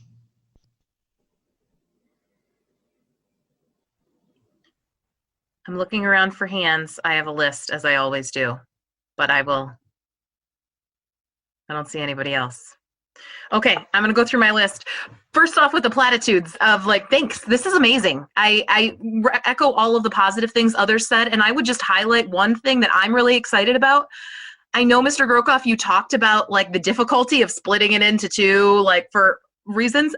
I actually think that the fact that you are two neighboring landowners that are working together and integrating a development that allows for this coming multiple points of entry between your properties is something that we push other developers to do all the time and we don't see. And so I'm really excited that, again, what Commissioner Ackerman said before about being able to point to a project and say, this is what we had in mind. Like, actually, I know it sounds like it was a pain that was the requirement of having these two things, but I think it helps us see that it's possible. And so I really appreciate how you really have blurred the line between those two and you can flow seamlessly between these developments. That set of comments about the PUD, the supplemental regulations, and then a set of questions about the site plans. So on the supplemental regulations, it is my, self-appointed duty on Planning Commission to figure out like what happens in worst case scenario. And I know that there's been a lot of talk about the affordable housing component of that, and I am very comfortable with the approach laid out. And so I have no problem with that. Actually, the three benefits, so there were three key benefits that Ms. DeLeo talked about early on. Affordability, so we've talked a lot about that one. Mixed income, which I think that's, where are my notes? That's on one of the tables. It's very clearly spelled out, the minimum percentage of single family detached, duplexes, multifamily. I think that's fantastic. Like I love that we are putting in the supplemental regulations that no matter what happens with these site plans, that component of this will be required for anyone who wants to develop this site. So good job, staff, on that. Sustainability is another aspect, and thank you, Commissioner Hammerschmidt, for for figuring out what exactly this is. Like, we see a lot of LEED, so how is this different? And so I appreciate that. I also appreciate that staff, so I'm comfortable. I know having kilowatts is a clearer measure from the get-go, right? There's no risk associated necessarily with that. And the fact that you have to live in this building and it has to function as you hope it functions is risky. But I really appreciate that staff has included, what happens if you're found to not be able to achieve that compliance years down the road, and that you have to then come back and negotiate what are comparable sustainability benefits. So I feel covered on that aspect. The things that I would highlight that are in the supplemental regulations that are, what's the difference between what we see in the site plans and what the supplemental regulations allow or require, is having to do with height. So my reading of the site plans is that there's, nothing, at least shown right now, on the Thrive side that's over like 38 feet, but the supplemental regulations allow up to 45 feet. I'm pointing that out. I'm not concerned about it. I don't think that was a primary concern voiced by neighbors. But I just want to make sure that we're aware that if the worst case scenario happens, right, there could be taller buildings than what are shown. It's a minimum requirement of 2 stories, but there could be things that are taller than what we see. Is that fair? Actually, I can ask Thrive and Avalon as well. Like, I'm not reading the site plans wrong. You're not maxing out the 45-foot height limit, right? Right. Correct, What that Fred. does is that gives us flexibility in a lot of areas, and it was something we had to work out with the fire chief, because that height thing is funky, and so that would allow us to go as high as 3-4 stories tall, and then get some extra housing and everything else. And again, that gives us flexibility that makes this possible. And the next thing that you hit on was about FAR, or I'm sorry, not FAR, but the density. So right now, your allowable density is up to 16 units per acre. And what you have, my calculations, I think, are 11.6. So from me, actually, my question that I'm going to ask to you is, why are you only 11.6 and not 16? Because this is a site that is highly accessible. This is where we want people building. Yeah, no, there's a lot of functions for that. And thanks for asking that question, because in the dream world, we would be finding ways of making these things more dense. The weird thing is, it's units, and the way we count units is just so kind of silly, right? And an arbitrary thing. So if you turn one of the single family homes into 4 micro units, it's 4 units instead of 1. So we have the option of doing that later with the R4B, frankly. So and then the other function of that is on the footprints themselves. How do you do that?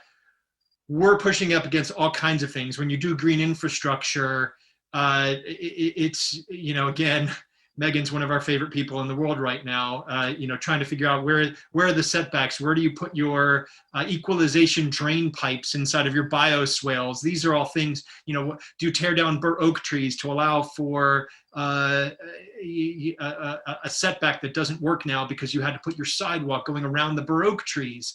Like crazy things like that are all really dynamic and complex in a way that most developers would just say, let's just build a grid and plop everything on here and maximize everything. And we didn't do that. We really tried to balance everything and optimize it. That said, we want to find the opportunities to increase density, and then also really give us flexibility going forward with market conditions, which is, this is unique because we're doing this zoning and the site plans together. So we have to present that, but we don't have to design every square inch of this right now. And we can do that in the next months after we get approval and really nail down some of that stuff. So that, again, gives us that flexibility.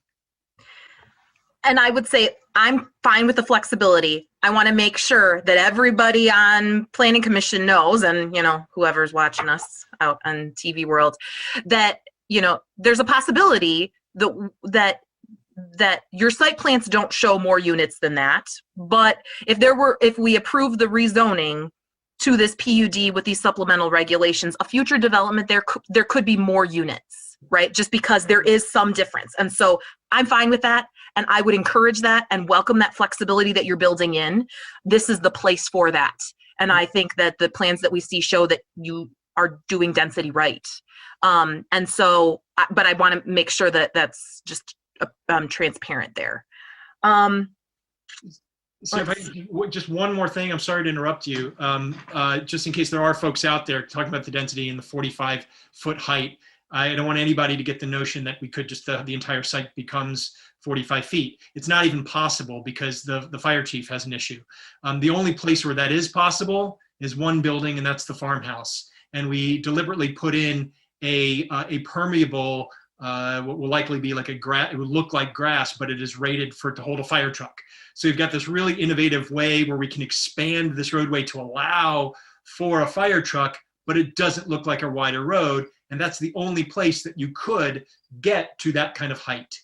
So we really don't have the option to get to that height in any other place. And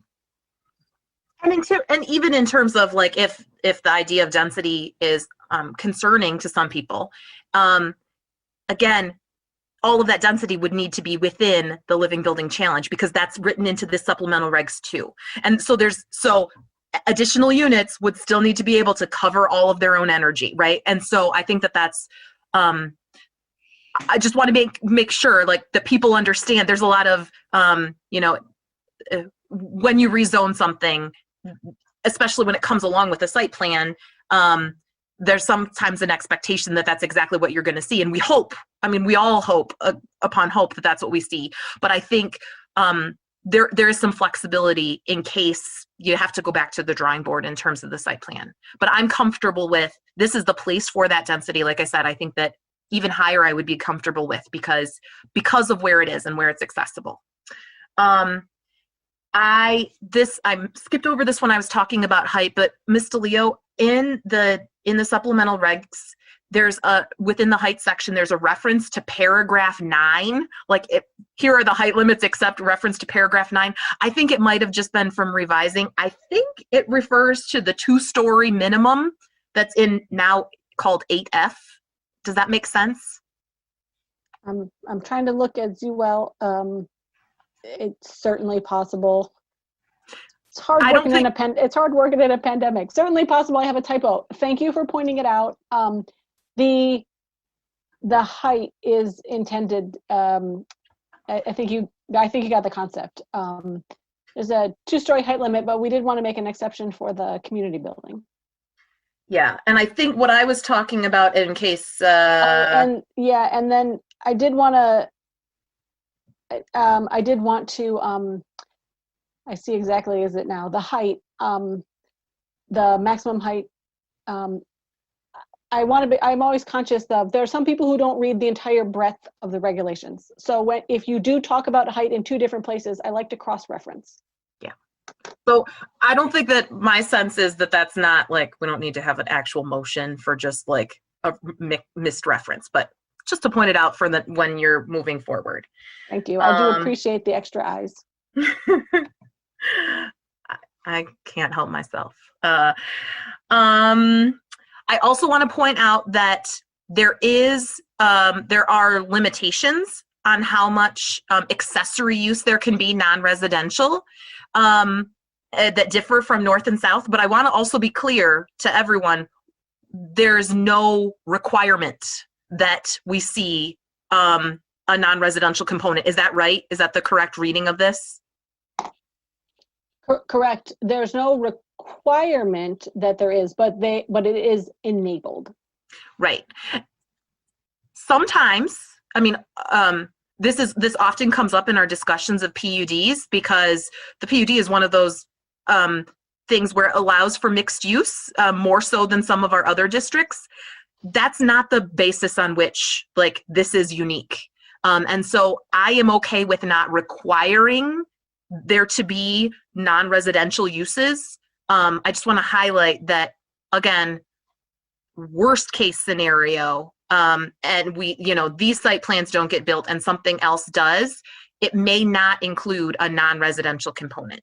It may not have these accessory uses. Let's see. Those are my comments about the PUD. So the supplemental regulations. So generally, I think that they're great. I did want to raise the question, though. Ms. DeLeo, you had noted in your staff report, or in your presentation, I think it was in 6A, about the number of deciduous trees or something. If we need to make a change, you seem to indicate that maybe that 75 was wrong. It looks like.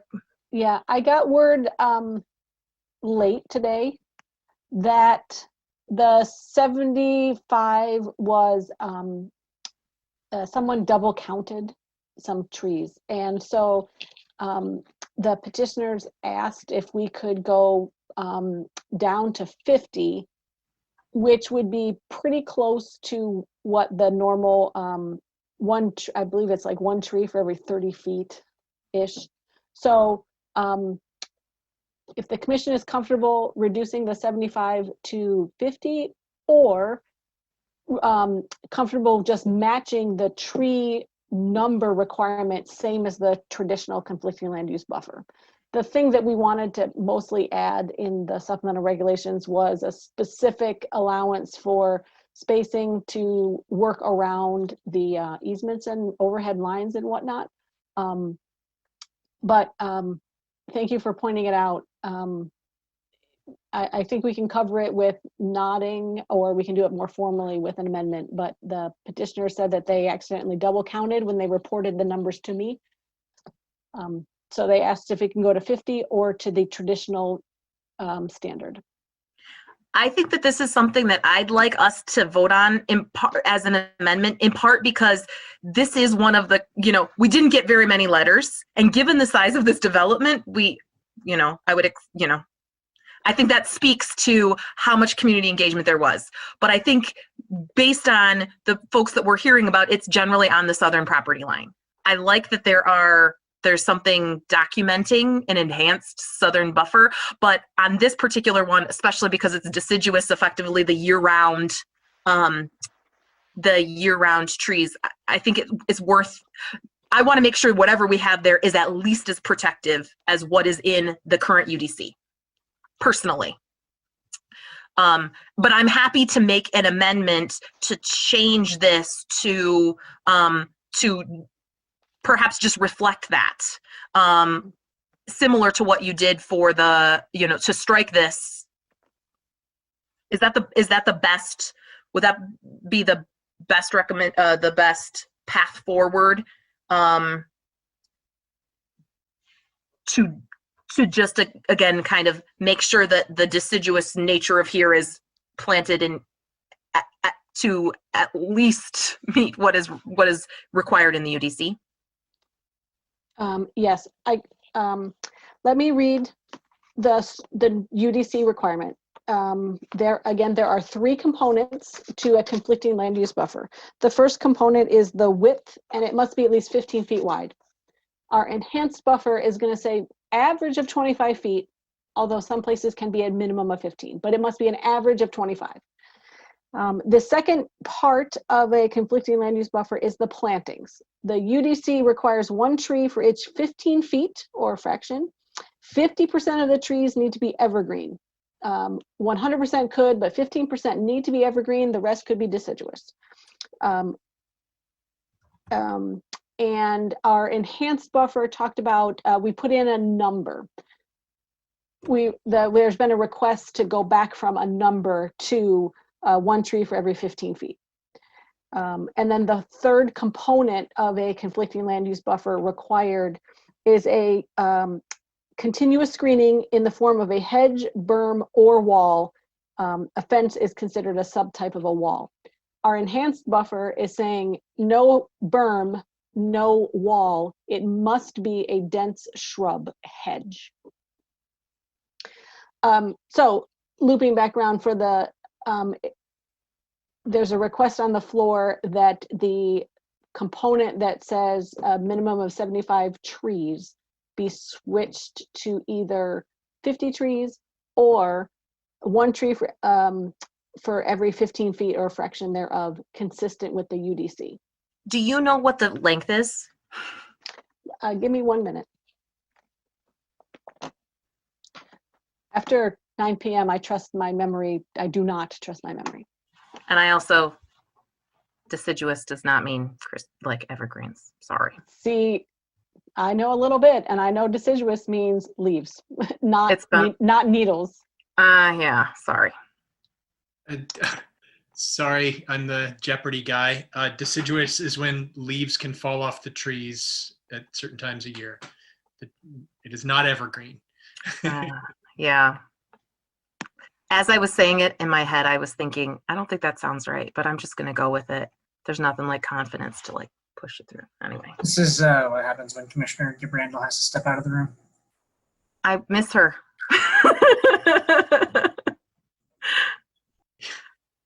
It's late. We shouldn't have to pronounce words like deciduous. Miss Liu, we're killing time while you're looking, right? Thanks, I appreciate that. Maybe the petitioner has that go. Number. I'm getting closer and closer. Go Susan, I see your hand up. If you wanna. Number. It is 740 feet along the southern border. All right, so who's got a calculator? 740 divided by 15 is what's required. So that's 50 trees that would be required anyway. Right. I think then if that's the case, then what we should say is match.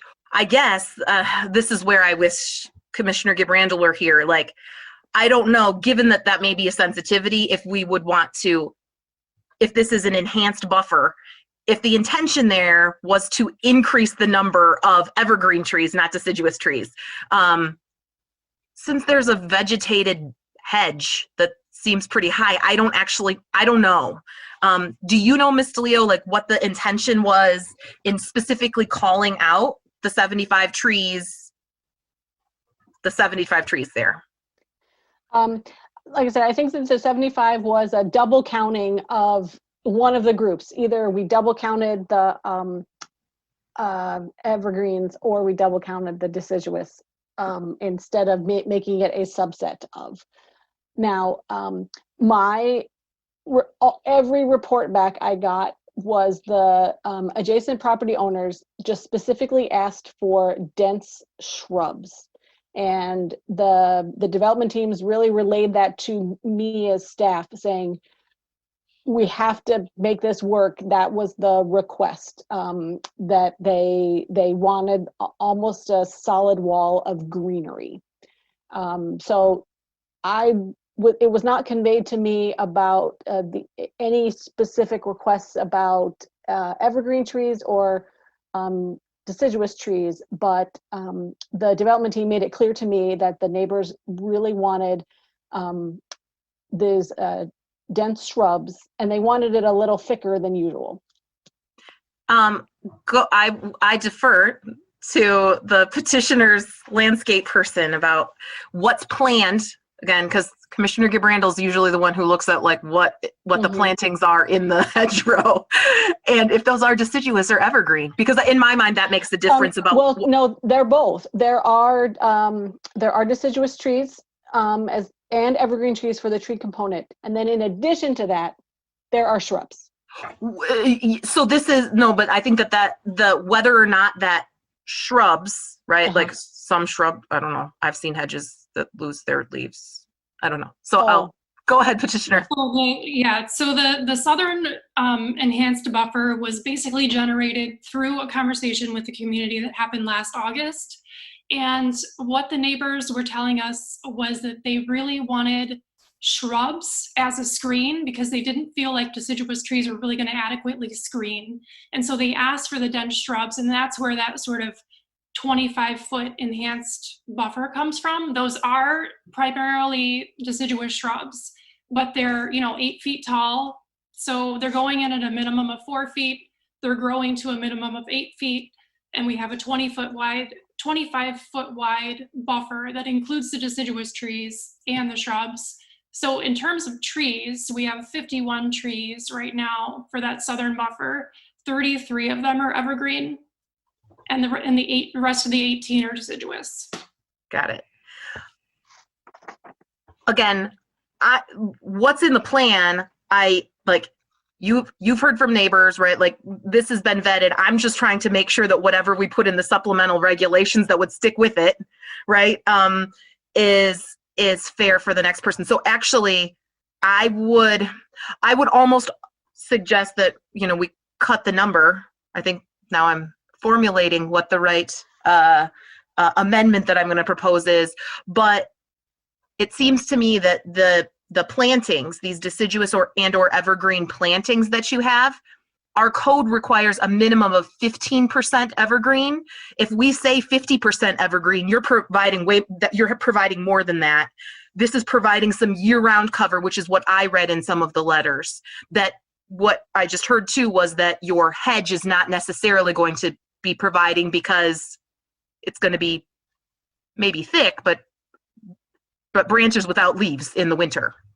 So I'm going to move an amendment that would modify 6A II to say a minimum of 50% of the required, or the number of evergreen trees or of the trees required per the UDC must be evergreens. All right, so for clarification, the the modification to 6A would be the planting requirement would match the UDC, but minimum 50% of evergreen trees. Correct. So really, the 50 trees that you're providing 51, you match the UDC, that's fine. And it's just specifying that 25 of those in this case need to be evergreens. So we, yeah. And so you well exceed that. It's great. Like there's some wiggle room in there actually for you. Yeah. But I feel like we're protected in the future. But nobody else is seconding that motion, so maybe not. Commissioner Sauvé is seconding it. Any discussion on that? Commissioner Woods and Mr. Leonard first, maybe, and then Commissioner Woods. Okay.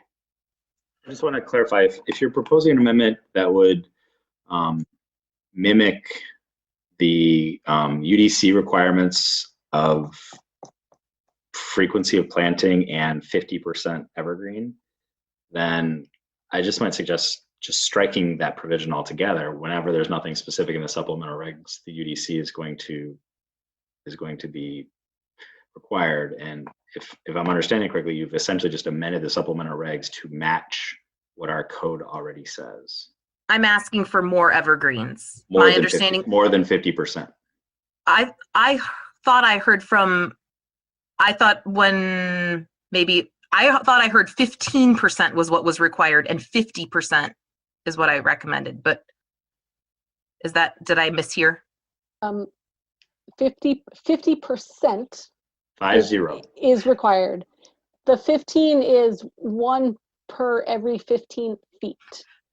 I got that. Sorry. I thought it was 15%. the 15% of every 15 feet. Okay. Well. Commissioner. So I suggest that's the direction you go in. The only supplemental regs is it's going to be compliance with the conflicting land use buffer, except for it's going to require a greater width. It's going to specify a continuous hedgerow and allow the adjustments from continuity. It's not, in fact, going to specify. The amendment would not specify any quantity of plantings beyond what the UDC already requires. Got it. So does that make sense, Alexis? Yes. Unless Commissioner Woods really likes this, I can take it back if Lisa wants to take it back. Is okay with that? Sorry that I couldn't hear. I was going to encourage you to take it back. So I just couldn't. Sorry. I don't know if it's later that 15 and 50 are close. Yeah. Sarah. Yep. So we still, instead of taking it back, we could do an amendment to the amendment to just get rid of a double I. Thank you. Yes, that sounds good. You're friendly to that. Any discussion of just getting rid of the number of trees here and just deferring to the UDC? Commissioner Woods. Yeah, I guess, and maybe it is the lateness of the hour, but I think maybe given that their landscape architect and probably ours also have looked at it, and I sort of have the sense that we are perhaps going down into the weeds, so to speak. And one person who's not here is a person who I believe is a consultant on this project. So I guess I don't think that it's necessary to do that at this point. So I wouldn't be in favor of it. That would just be my opinion. What I heard is that what's shown on the plans right now don't match this. Like they're not meeting this. So if we can't approve the site plan, or we shouldn't approve the site plan, if we pass these supplemental regs, we shouldn't approve the site plan because it doesn't match that. Is that true, Alexis? That is what their landscape consultant told me. Well, because there seems to be a little bit of confusion, then this could possibly be something that could get worked out and get taken care of before it goes to council. Well, I guess does the commission like the buffer that's shown on the site plan?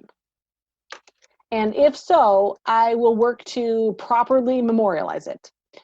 If you think that more is needed, we can discuss that. But if you like what is shown on the plan, then I can work to memorialize it. Yes. Okay. So we don't need any motion. Is that right? No, we don't need a motion. If needed, I can explain to City Council that we have made a change that you did not specifically recommend, but I will explain that it had your blessing, and the reason why we needed to make this change was to memorialize what was shown, and you specifically approved the plan as shown. Was there a motion in a second? Yes, thank you. So we need to do something with it. Is that right, Zach? Yeah, we got to vote it down. Okay. So the motion, which would just strike that language, we should vote on. Is there any more discussion? Commissioner Hammerschmidt. Sorry, I'm confused. So as it stands now, it says they're putting in 75 trees. They're not actually putting in 75 trees. They're putting in 50. But we don't have to do anything we don't have to take any motion. We can approve it with the 75 in there. Staff will do something with it before it goes to City Council. Is that clear? Yes. Okay, then I'm good. We can vote. All right. All in favor of the striking that language, say yes or raise your hand. All opposed, say aye. Raise your hand. Okay. So the amendment fails. We are back to the amendment. There was only one amendment that we had earlier, which Zach had offered. I have two questions on those were my comments about the PUD and the supplemental regulations. My comments about the site plan, one is minor and one I think is a little bit more major or sensitive. The minor one is about bicycle parking. I think that it's great. I like the look of the bike house. What I'm curious about is the people who come to visit on their bicycles, because this is a bicycling accessible place, who visit people in, the apartments or the houses. Where's your guest bike parking by the residences? I will just tell you, it's on the plan and it's abundant. Because we and Shannon, who's not here, we bike. We know where people park their bikes, and there's a lot. If you want more clarity, we could look a little.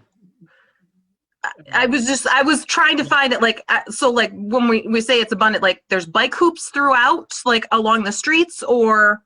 Yeah, so in front of units, in front of the Megan, they get in your way. If you want to answer, you might have off the top of your head of where they are. So Megan from Biohabitats designed our bioswales and stormwater infrastructure.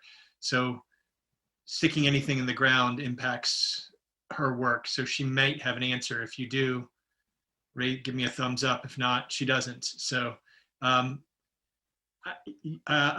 hate to say this, but they're there. Trust us. There's a lot of site plans to dig through, so that's why that's the thing. I'm sure you don't want bicycles parked to street tree or to the trees that you've planted. So I just want to make sure that it's throughout. Yeah.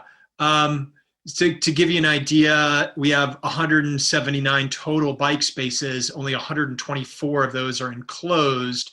So you subtract 124 from 179, and that's all that's the bike parking that you've got. That's an open air, or covered. Okay. But not enclosed. Got it. Okay. I will go back and look a little bit closer again and make sure that I can see them. Yeah. The one that I think is a little bit bigger, and it's just because we've been talking a lot about lighting, and sadly, Commissioner Briggs is also not here tonight, who is kind of my lighting compadre. And this is the photometric plans between the two sites seem quite different in terms of the overall foot candles, and I'm trying to understand why. Particularly the the lighting that you see. I think most of what I'm seeing is that when you're within this development, collectively, you move seamlessly between them.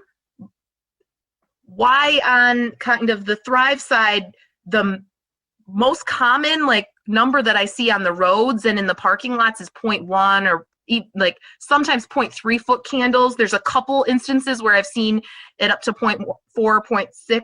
But on the Avalon side, I feel like there's some numbers that are in the twos. So I don't know which of you, maybe it's both sides, that can explain to me why that is, or what's leading to that. And I can talk a bit about it from Avalon's side. I mean, number one, the type of fixtures that we're looking to use are consistent throughout the site as far as what kind of lighting, and we've been working together on that. But you're right, as far as volume of lighting, and the warmth of the lighting, we're looking to be consistent. But as far as number of fixtures, we do look to have more. Really relying on our experience with our tenants at our properties over the last number of years, and giving folks kind of that sense of security and that they're looking for, depending on where they've come from in the past and what they've dealt with, and how that helps their experience living at our property. And I think it's certainly a bit different than where Thrive is looking at things, and this would be the property that has least amount of lighting of any of Avalon's sites. So we take that as kind of a basis of experience, but recognize what we're trying to do here, and are certainly bringing it down below the levels that we've had at any of our other sites. I don't know if anyone else from Avalon's team wants to add anything to that.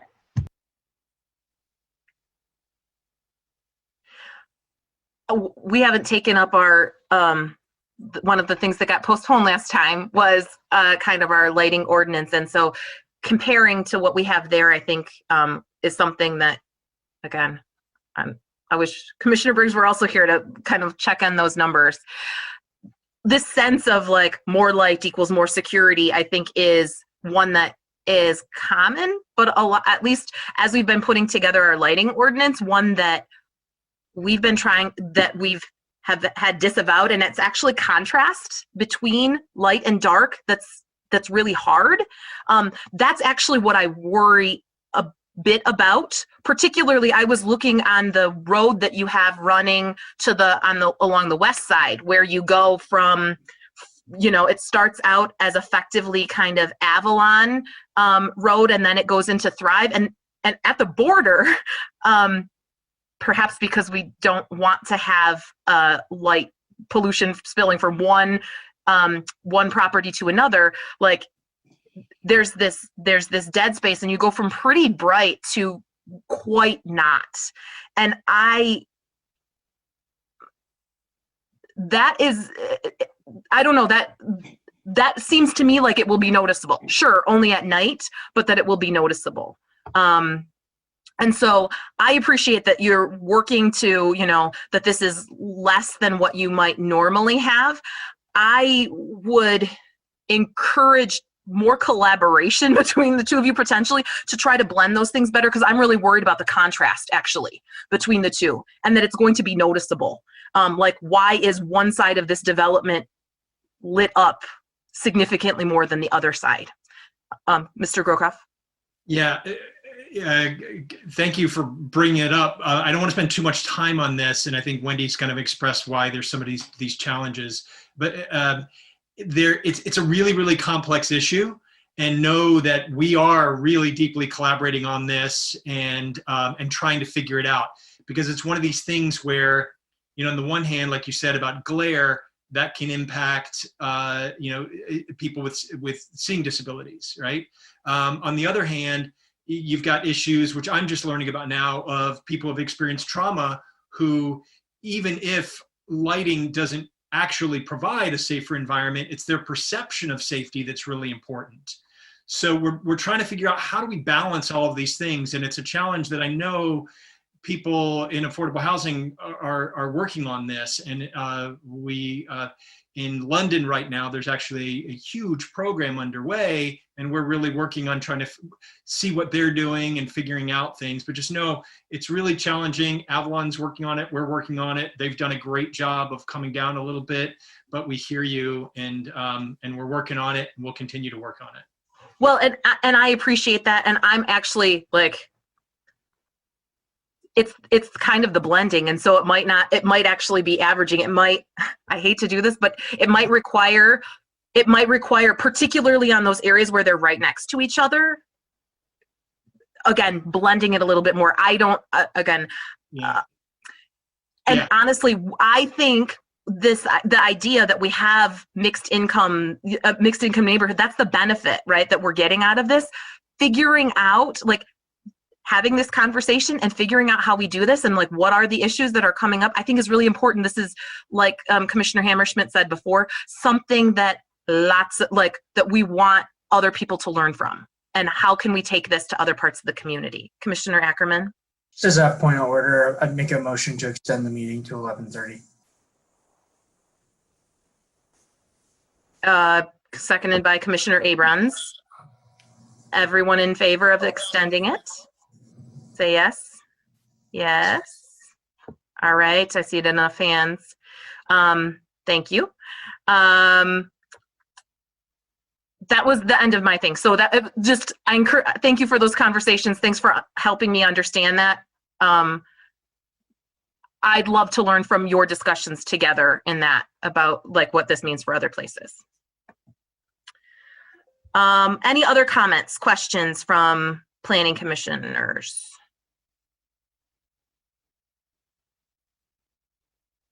So we have two site plans that have not been amended or anything. We have or motions that have been amended. We have a PUD rezoning that has been amended once, up for vote. I think we seem ready to take a vote on that. Could you, Mr. Leonard, give us a roll call? Vote. Yes, so this is on the revised supplemental regulations that were presented, amended to adjust the south setback from 30 feet. No change to the number of trees. And the site plans as presented. Correct. Commissioner Ackerman. Yes. Commissioner Sauvé. Yes. Commissioner Abrams. Yes. Commissioner Hammerschmidt. Yes. Commissioner Woods. Yes. Commissioner Mills. Yes. Commissioner Milstein. Yes. It's unanimous. Very good. Thank you. Good luck at council. Thank you. Really exciting. Guys, thank you, all of you. Thank you. Thank you. Thank you to Avalon and everybody in our team. This has been an incredible, incredible journey. We're learning a lot, and we want to get some sleep and keep eyes forward and move fast. Thanks. All right. Thanks, guys. Thank you. Thanks. You're bringing Commissioner Gibrandel back, Mr. Leonard.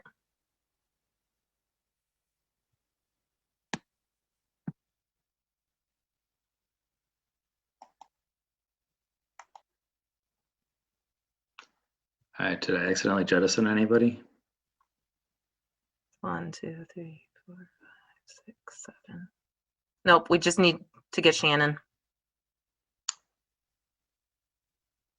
I think she went home. You guys notice me jumping around a lot? It's because I'm being tortured by a mosquito that I'm trying very hard to kill, but I'm waging war with for the past hour. But I realized on camera I was like jumping around. Ellie, I feel like we're getting a slow tour over weeks and weeks of your house because I feel like your background changes. This is not my house. I'm at a lake house, like on Lake Ontario. Fun. So I started outside. I would have showed you the sunset, but it didn't seem appropriate to interrupt anybody. Now I'm in a little room. So Shannon, we voted Not go down. home. I'm sorry, what was that? We voted down Meridian. We thought you wouldn't. Yeah, I can watch the entire thing, you realize. I just wasn't on the screen. You know you were I heard missed. everything you said, so. How much you were missed. Yeah, I mean, yeah. It's gonna be tough getting that. So it's gonna be tough getting those 75 trees in there. Yeah. Good luck with that. It's the drawings all match. It was just a clerical thing at the end in terms of the supplemental regulations. So I'm sorry, the planning commission didn't care. So I appreciate all your patience with that, you all. Sorry, if I had just heard the number early on, it would have saved a lot of time. I just didn't hear. The next item of business is 10B, the review of the Planning Commission bylaws. And reading them to prepare for this, I think what we actually have to do is we have to vote not when our meeting extends, but when we're going to take something up after 11. Is that true? Yes. That's correct. Okay, so we need to vote whether or not we can take this up. You actually have to do that, not the other thing. Right. I didn't want to correct Commissioner Ackerman. Didn't think it was the right time. Yeah. I never knew that. Yeah. If you're in the middle of it, you don't have to. Say that again? If you're in the middle of it, you don't have to. I learned that last time when I shared. That informed me of that subtlety. So if we're in the middle of something, we don't have to extend. But if you take up new business afterwards, that's when you have to extend. So About to get irrelevant in my life. You're just getting it right at the very end, Zach. So that always works. So Zach So would made a anybody like to motion. move to take up the bylaws? It sounds like Zach moved to take them up.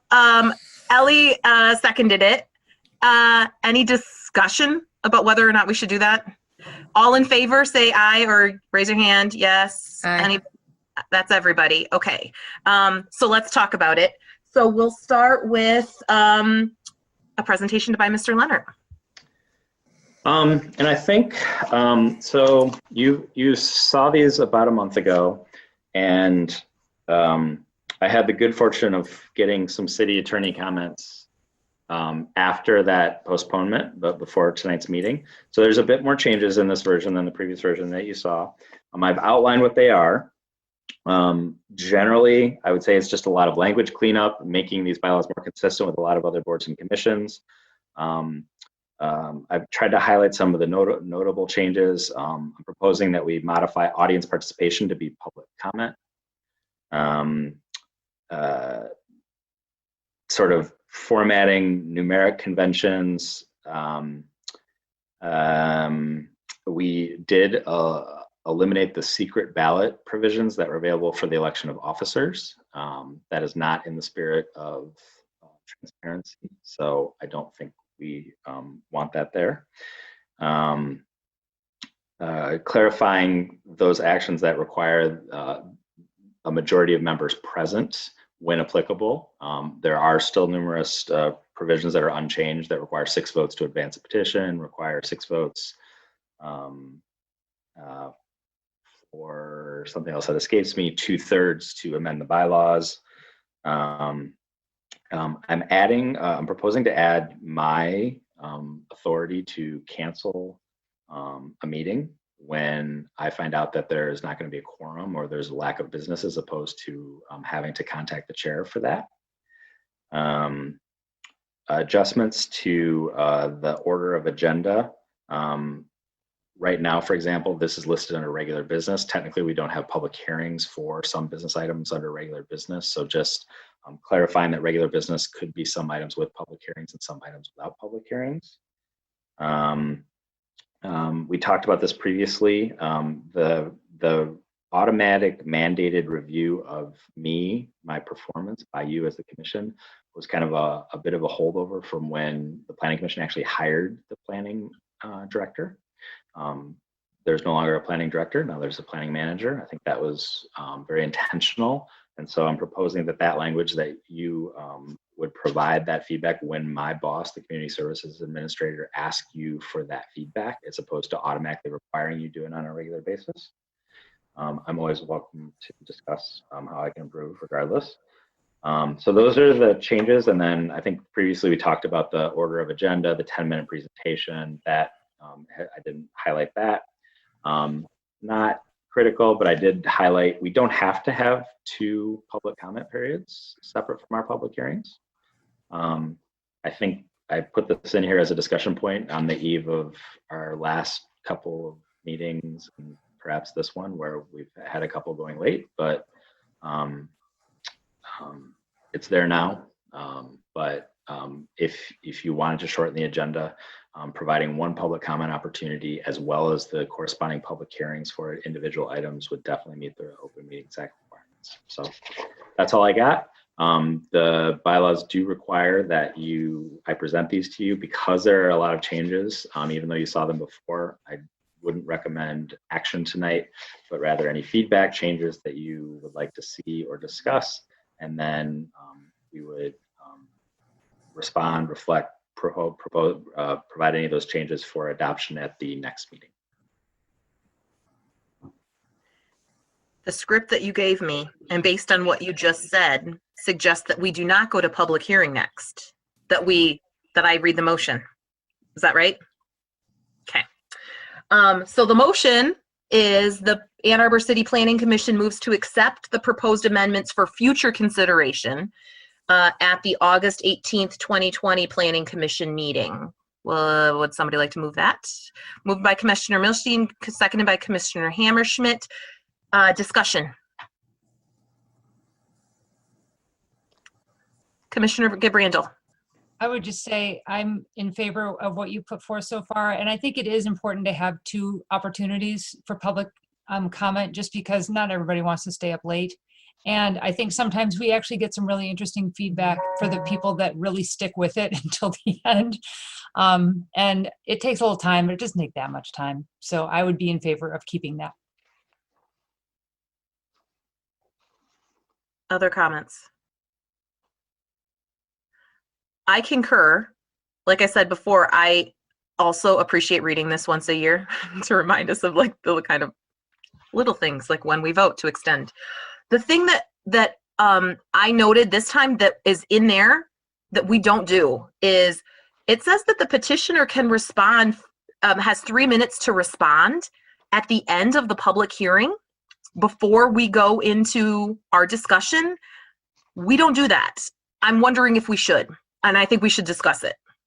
Yeah, that's something, thank you for bringing that up. That's something that I added. One of the things that's come up, like we've gone through an evolution. If you'll recall, in the past, we actually didn't provide any separate opportunity for the petitioner to present their project apart from the public hearing itself. And at times that manifested in different ways. Sometimes it might just be one person getting up, giving 5 minutes at that time. We've had other circumstances where they would do 5 minutes and then their engineer would come up for 3, and then their architect would come up for 3, and then their landscape architect would come up for 3, and their traffic engineer would come up for 3. And so when we switched to the 10-minute, the intention was that we were compressing all of that as a wider opportunity for the petitioner to present their project to the Planning Commission, inclusive of all those aspects. To that end, we tell the petitioners they should not be addressing the commission during the public hearing portion. That is really for other members of the public to provide feedback on the project. Given that restriction, I think it is probably appropriate to provide the petitioners the opportunity to potentially rebut briefly anything that they heard in the public hearing that they would like to respond to. It doesn't come up much because I think, frankly, the commission does a pretty good job of responding and bringing up those questions in your deliberation and provides a lot of opportunity for those petitioners to do so. But it's probably cleaner if we want to sort of have that hard line to say, nope, you get 10 minutes at the beginning, then the public hearing, and then we'll give you a brief, if there's anything you'd like to add before our deliberation, you have up to 3 minutes, or if none, you can kick into your deliberation. So that's something that kind of proposing to emphasize with that new petition structure. Commissioner Milstein first and then Commissioner Abrams. I think the reason why we actually stopped that or sort of slowed down on that was because we had several members in our audience who would actually yell out, why did they get a chance to stand up again? You know, people got a little angry in the past. I remember Commissioner Woods had somebody when she was chairing who got a little rowdy because they were unhappy that the petitioner got up for another 3 minutes and they wanted another 3 minutes so they can have more time to rebuttal what was said. So I think that's the reason why we got away from that. So that was probably happening when the petitioner was speaking during the public hearing? Yeah. Yeah, during the last part of the public hearing. Commissioner Abrams? Yeah, I wasn't privileged enough to witness that, but that was kind of my intuition, was that I think that format maybe pits the public comment against the developer in a kind of adversarial way, whereas I think, at least as I've observed this body, I think we do a pretty good job we ask the petitioner to respond to what we hear from the public comment, but I think we're often able to kind of frame the question or give it some context in a way that it takes that kind of confrontational edge off. So I would be in favor of, I guess, striking it from the bylaws and doing things the way that we currently do. Makes a lot of sense. It's kind of like data for us. Like we have presentation, staff report, public comment, and then it's like ours to make the most of it. I like that. Yeah. And I feel like there are probably like going to be a petitioner eventually who doesn't have the temperament to like be cool after some strong public feedback and may end up, escalating the situation. I can think of some examples.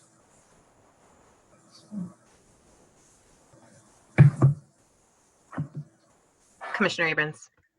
One other thing that I noticed in here is that it does say that the chair can extend an individual's 3-minute speaking time at their discretion. And I wondered if that was something that, I have never seen that happen. I didn't know if that was something we wanted to keep in here or not, or what circumstances would maybe that be useful. Yeah, it's probably most useful in the context of providing a little flexibility for maybe a heated discussion, so that it gives the chair ultimately a little discretion, so that if say that there was sort of oppositional views on something and somebody went beyond their 3 minutes and, well, such and such got 3 minutes and 40 seconds. So I expect that I'm going to get 3 minutes and 40 seconds. I don't know that it needs to be there. That I think just happens naturally in the chair sort of managing that discussion. But that might be where it originated, to kind of provide that official recognition that ultimately in this case, Sarah has some discretion to try and manage that situation.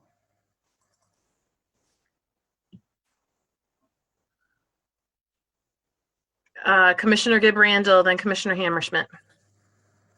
Yeah, Ellie, I haven't seen it happen very often, but it does happen every once in a while. And sometimes it's just for somebody to be able to kind of finish their thought. And it's kind of a courtesy more than anything else.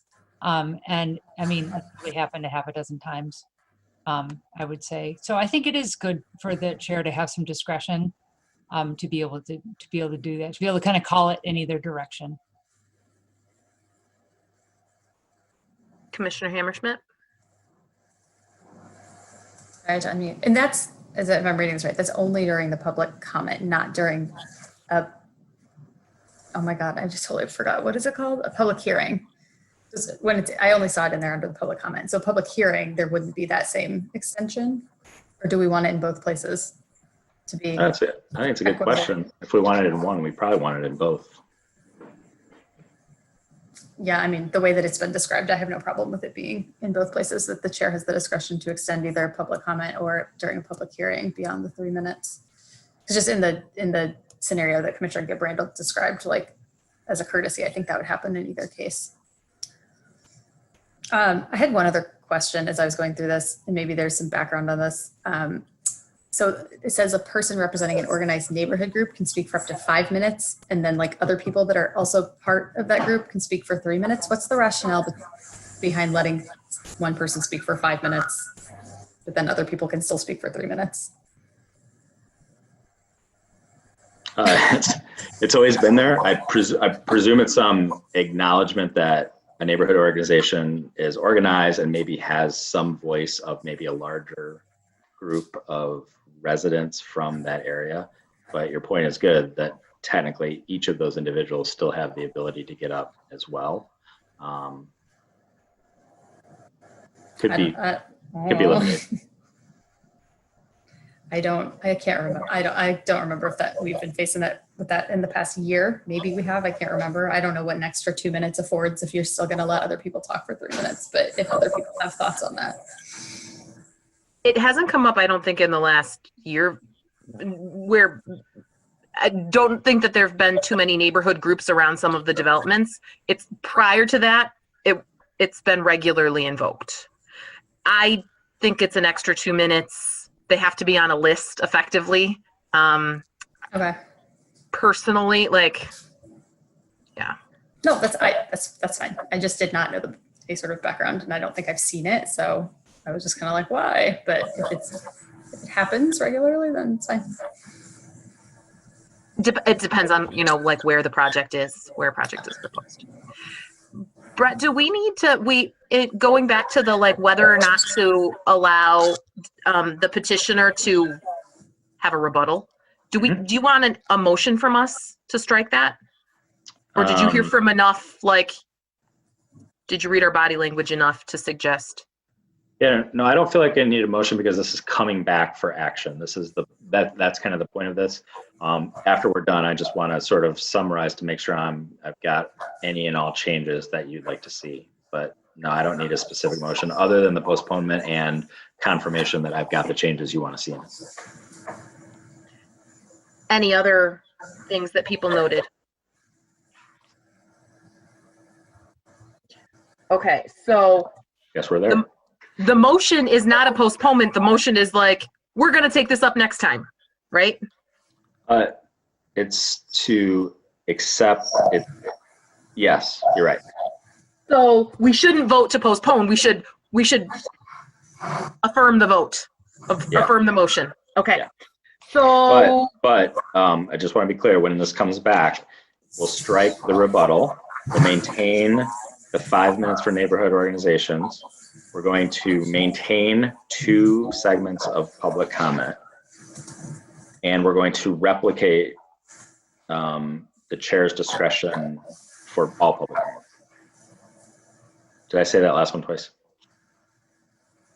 Okay, all right. You want a roll call or do you want it just voice vote? All in favor of taking this up next time? Aye. Say aye. Any opposed? All right, thank you. It passes unanimously.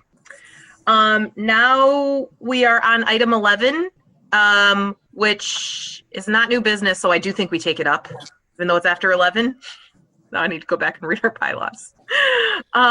That's okay. It's audience participation, but now soon to be called public comment.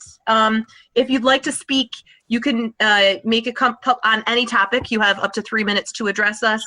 You can call 877-853-5247, and then our meeting ID is 977-1150-1143.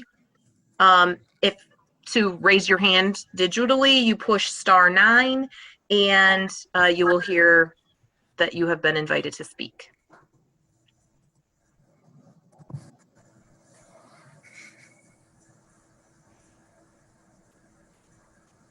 No one on the phone line, so no audience participation, public comment tonight. Number 12, is there any commission proposed business? This late hour, I'm not even going to propose something. I have something. I'll do it next time. Is there a motion to adjourn, number 14? Moved by Commissioner Milstein, seconded by Commissioner Sauvé. Thanks. Have a good night. Thanks, everybody. Bye. Bye.